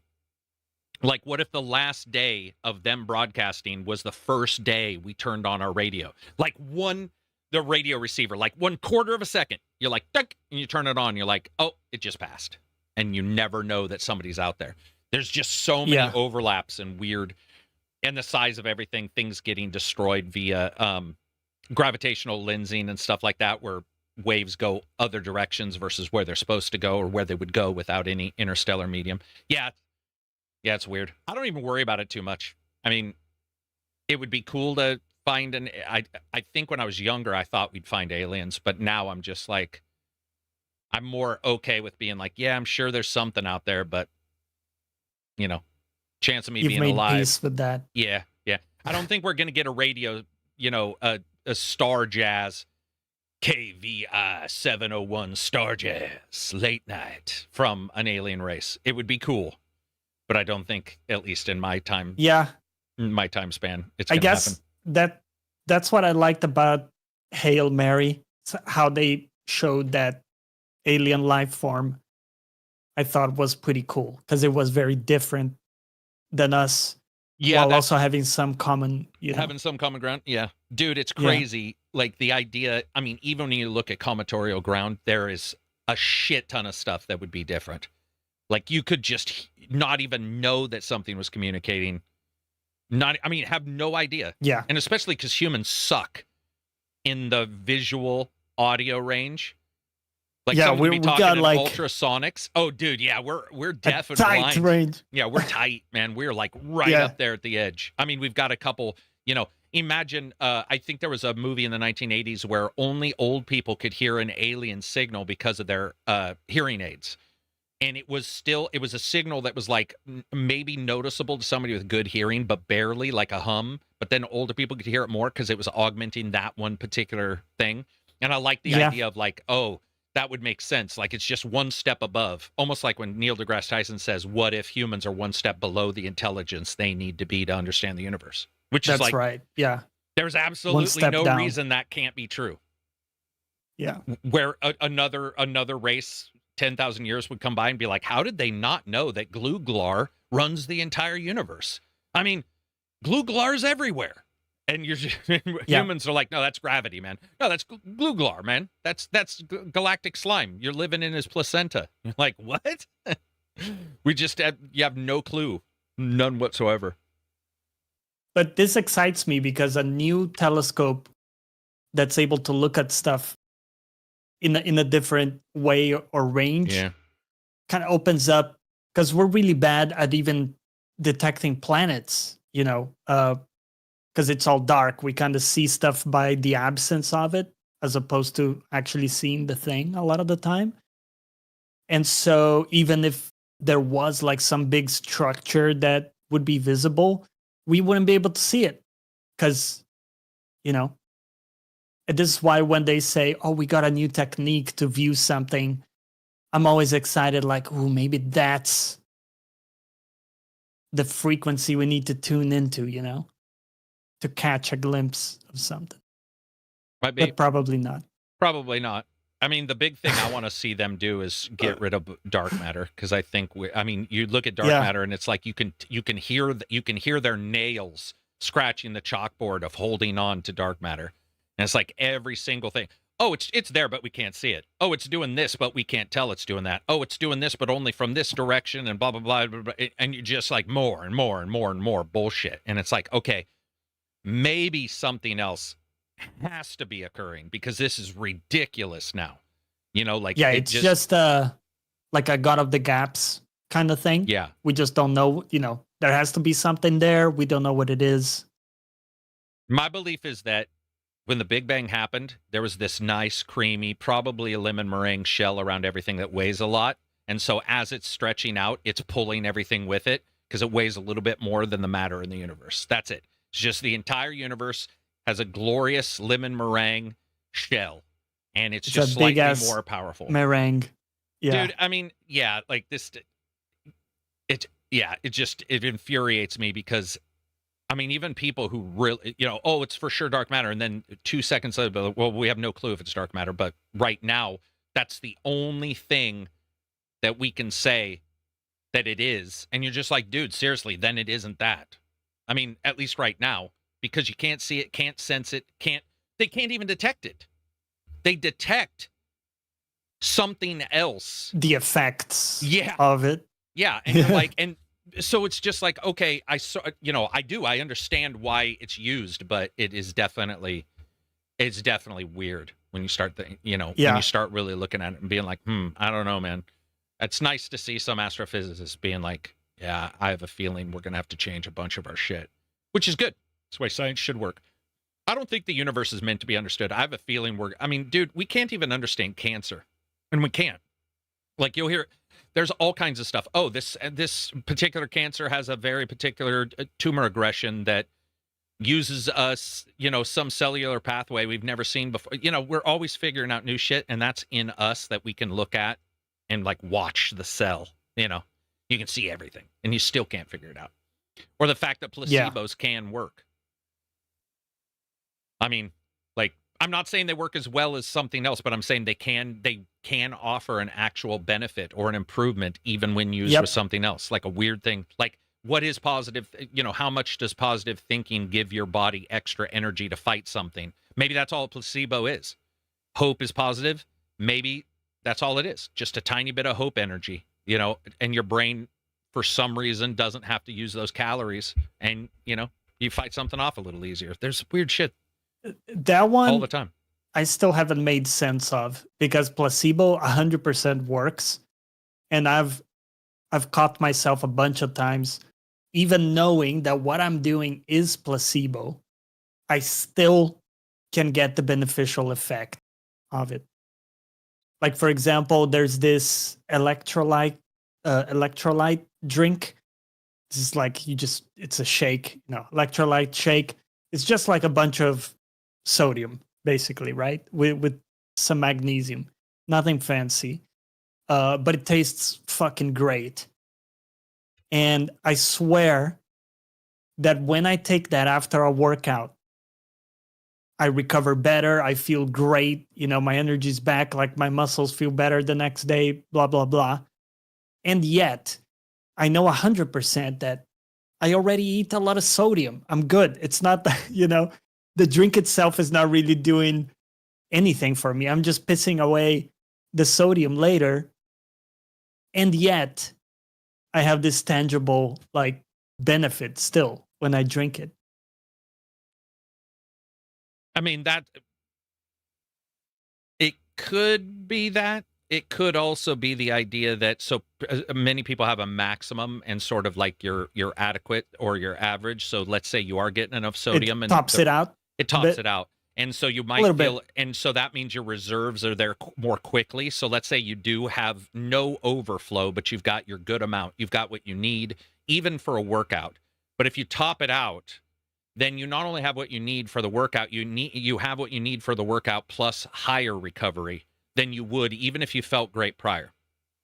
And so I agree with you. And I think the placebo may be that it tastes fucking good, because humans get a placebo from dopamine, serotonin, all those things and it also reinforces everything, because it's like, it does. You worked out hard, you've earned this reward. Tasty drink. Yeah. And you feel like it's healing you, like it all reinforces itself. And it could also help you over a period of longer times where maybe the not having the extra does it. It could be a mix of things. It could be that it's in your gut, and right when you need it, it's available. There's all kinds of stuff. Also, sodium's weird, because sodium, potassium, magnesium, their channels and how they work really fucked up in the human body. Like, if they are even out of whack, like if you have too much of one, not enough of the other, bad problem. Too much and too much, they are negative. So they like have a tendency to rip each other apart. So you can actually end up being back low and be fine.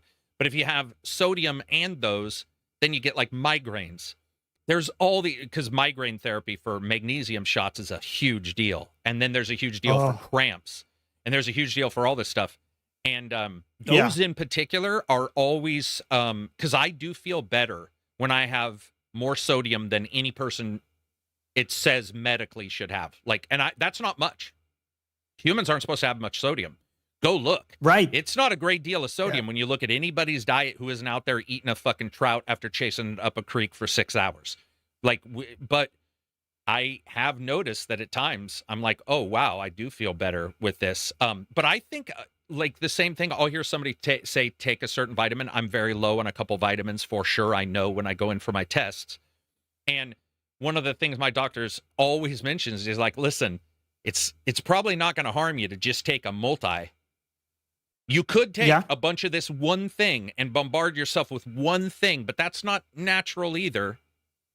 So if you take a multi that's got it, and you're better with taking a multi, if you do get a little bit too much of something, unless it's 1 or 2 vitamins, you're good to go, and it'd probably be better. And if you can supplement it with food, 1 or 2 of mine are difficult because of my diet. They're fat soluble, and it's tough to like, I don't want to eat what they have. Like, I'm almost everything that's got it in it, I don't like. So instead, it's like you're supposed to have the vitamin when you eat the thing.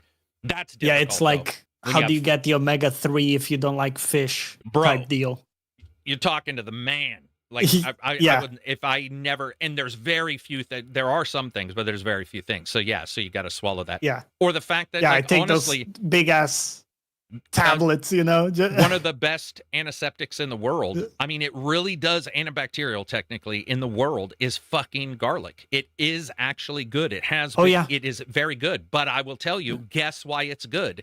Because the same things that make you stink is what's good, and if you remove the stink, it works less. So but I don't want all my family smelling of fucking garlic 24/7. But it actually does. Right. It for sure works. I mean, that's like one of the few things you can point out and say, boom, that thing is amazing. Like that is a legit positive. If you can have some, that is a positive thing to have. And yet it is quite difficult. It is quite difficult because like I love the smell of garlic when I'm eating it.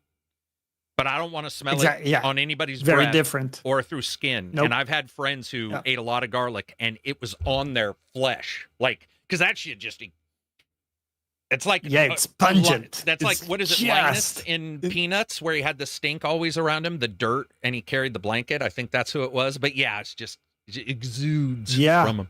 Same thing with curry. Yeah. I have friends who are like, man, I love curry. And I'll be like, I know you do. Because you stink. Yeah.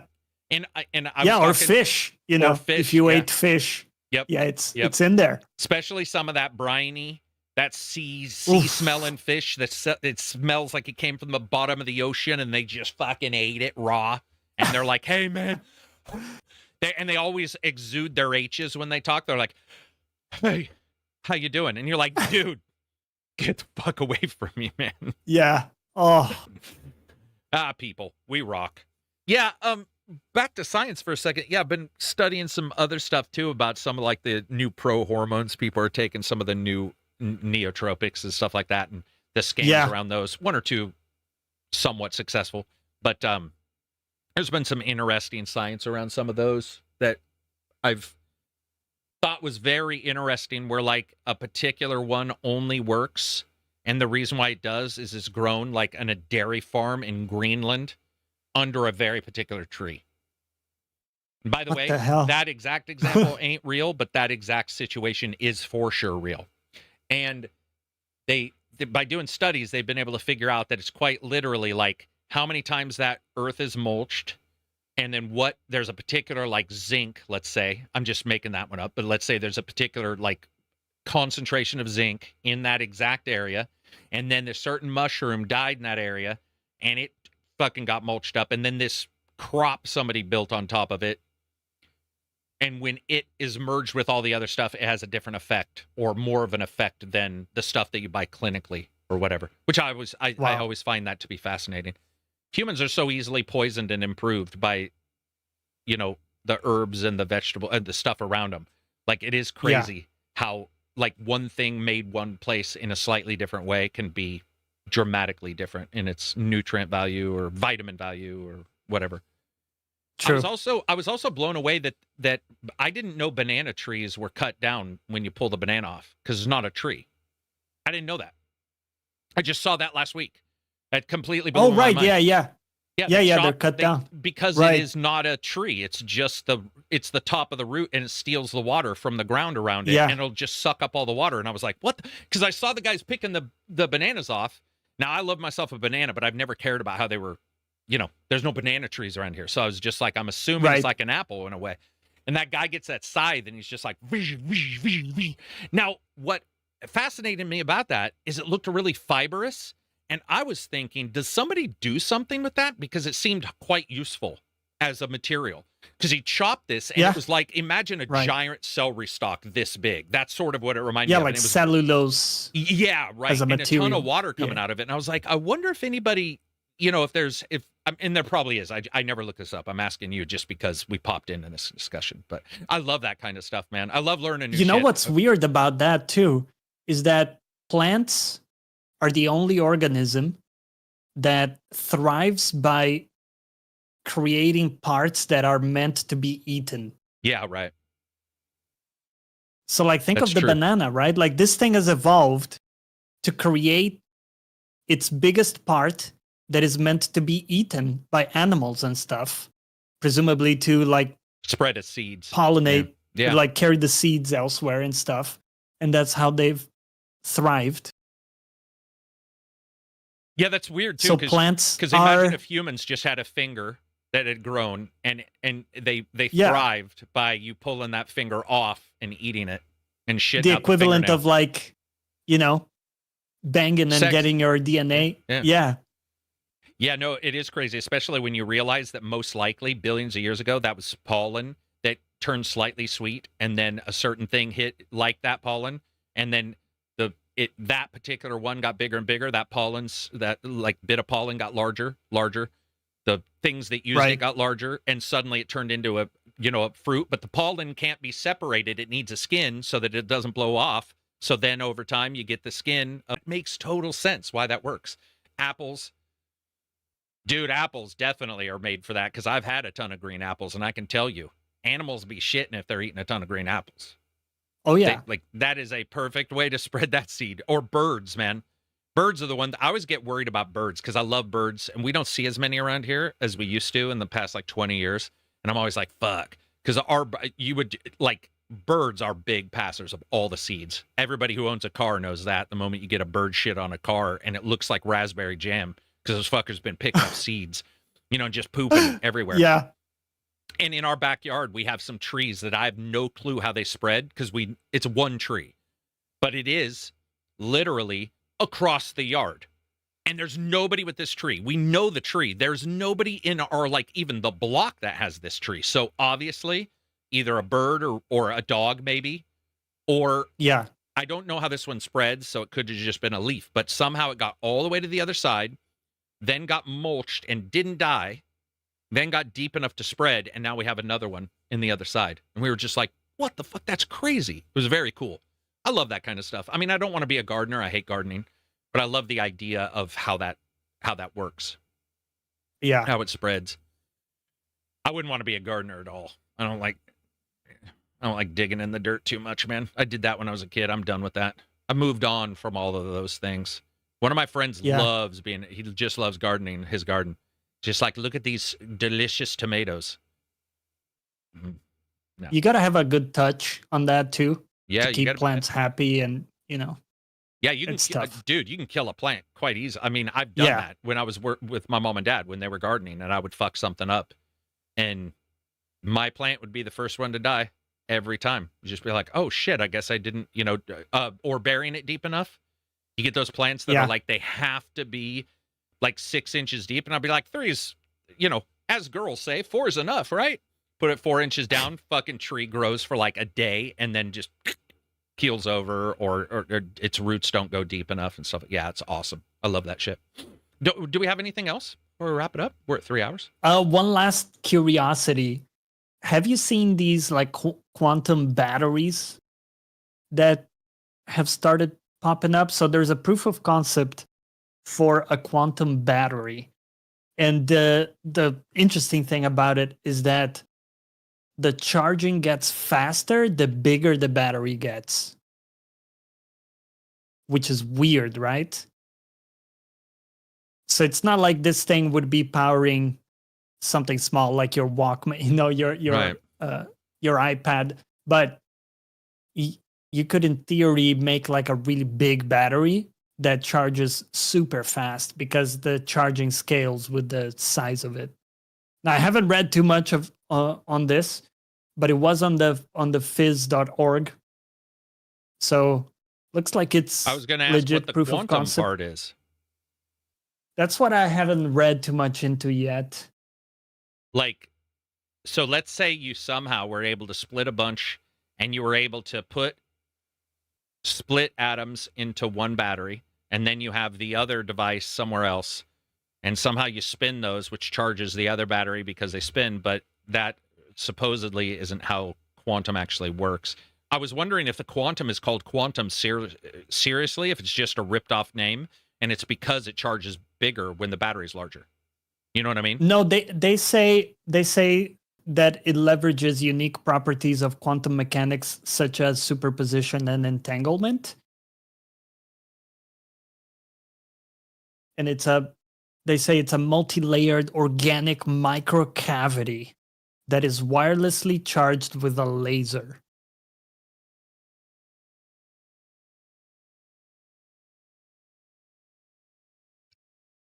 I mean, I wouldn't doubt it.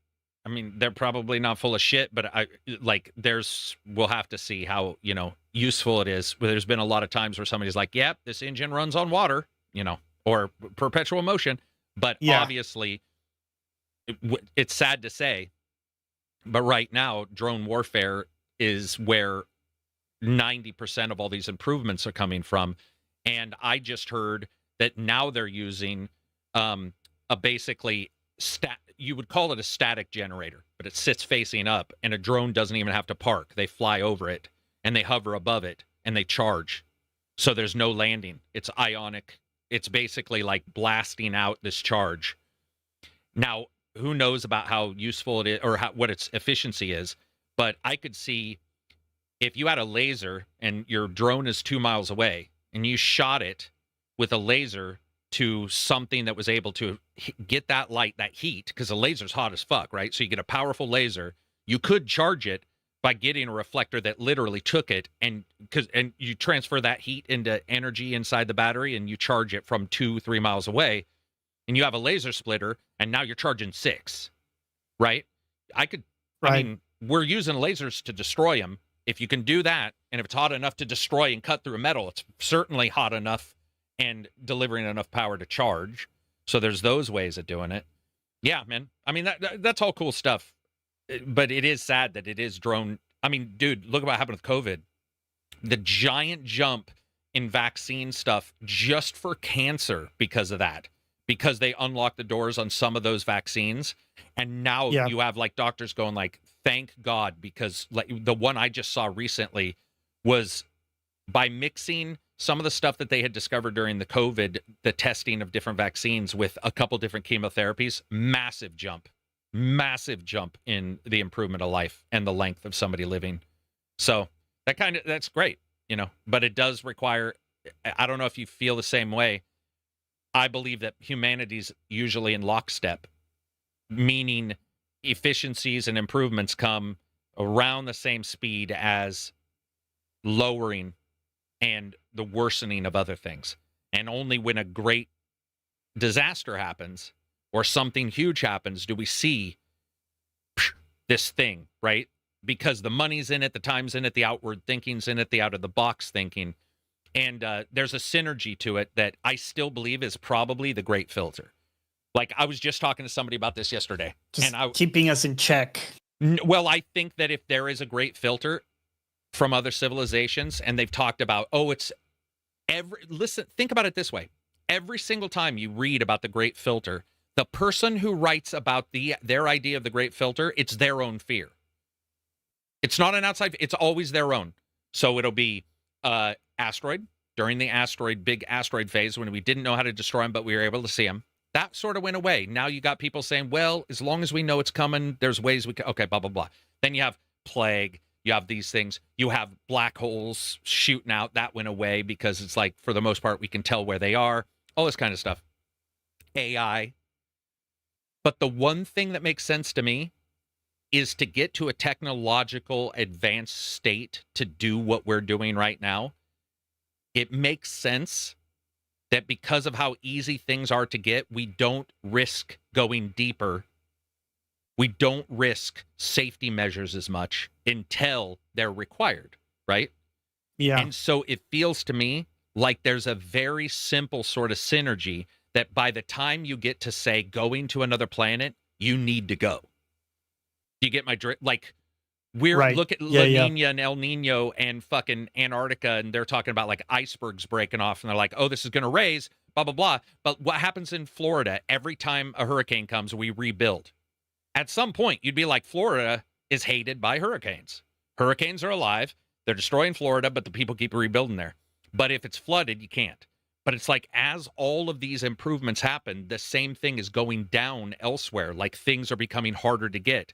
Now they're saying with the destruction of cities in Ukraine and stuff like that, the building supplies may not be there. To literally rebuild wouldn't be possible without new technologies and stuff. And it feels like there's a chance that many civilizations would hit this crux point where the danger of what they've created and just real life with their successes always seem to meet at this point. And maybe that's the point to where if you barely tip, for example, satellites in space, they're now talking about we need to clean them. Otherwise, everything we launch has a chance of hitting something. Yeah. So how do you go to Mars if everything you launch into space gets shot with a 2,000 mile per hour shotgun each time? You don't. And it's like, what if, like, let's say we were able to travel light speed. We go to these other planets and all the planets look the same. They get to about our stage or to a stage that's around this area, no matter what materials they're using, and they all teeter off. Because to get to that stage causes the actual issues that end up killing them in the first place. And I'm not talking about AI or something. I'm talking about like natural resources, changes to their environment, stuff like that. Like, it's interesting to think about, but who knows? I don't think I'll ever know. Like I said, I'll die before there'll probably be anything found. Unless aliens show up tomorrow and are like, hey, we're here to fix your water. Like a plumber. Find out there's like an alien race that just decides to be the plumber of the universe. They just stop by. Right. They just pull in and they're like, yo, bro, like the guy in YouTube Shorts who mows people's lawns who are old. He's like, I'll mow your lawn for free. What if they just stop by and they're like, whoa, you got some problems with your water, man. We got this fixed. All we got to do is drop some of these, Jubilee gems into your water. Clean up your water in seconds, man. These are quantum-based Jubilee jewels. And you throw them in the water. Water's clean, buddy. Oh, don't worry. We'll just go ahead and fly around your planet a couple times. We'll destroy those satellites, man. We'll get them out of here. We'll get all the old satellites out of here. We do this all the time. We'll get them out of here. And we're like, what do you need? And they're like, no charge, man. We just want to see you do better. I hope you have a good day. And he films a video for Universal YouTube. And that's it. There's your hope. I'd do that. If I had the ability, fuck yeah, that'd be amazing. It'd be amazing. Show up, watch TV for a little while. Like he's behind the moon, peeking around. And he's watching TV and he's like, ooh, these guys are in some deep shit. I need to help these guys out. I need to, like, build fences around states so that they can't fight each other. Yeah. You wake up in Ukraine and Russia have like a 600-foot tall concrete indestructible. What the hell? Indestructible fucking, like a wall between them. I'm like, God damn it. No more. Yep. We got anti-drone technology. We're just going to plant that here. Any drone that tries to take off. Fuck, man. God damn it. I don't know. That's my hope. It's not going to happen, but that's my hope. What else do we got before we wrap it up? I think that's it. That's it. We'll end it on Universal fucking Plumbers, man. Universal YouTube, Universal Plumbers. Yeah. We got the event coming up in an hour and a half, or an hour. Half an hour. Sorry, half an hour. We'll be in the Discord watching that. Is that the Xbox? That is the... Or the Summerfest. The Summerfest, yeah. Yeah. I think that's where Paramount's going to show their game that I got in my notes, I think. So I'll have to check that out. But I want to say thanks to everybody who showed up. Listen, if you're out there driving around, you're listening to us, hashtag Universal YouTube. Or UU. Or UY. That would be UY. Yeah, UY. Anyway, peace out, everybody. Enjoy the rest of your week.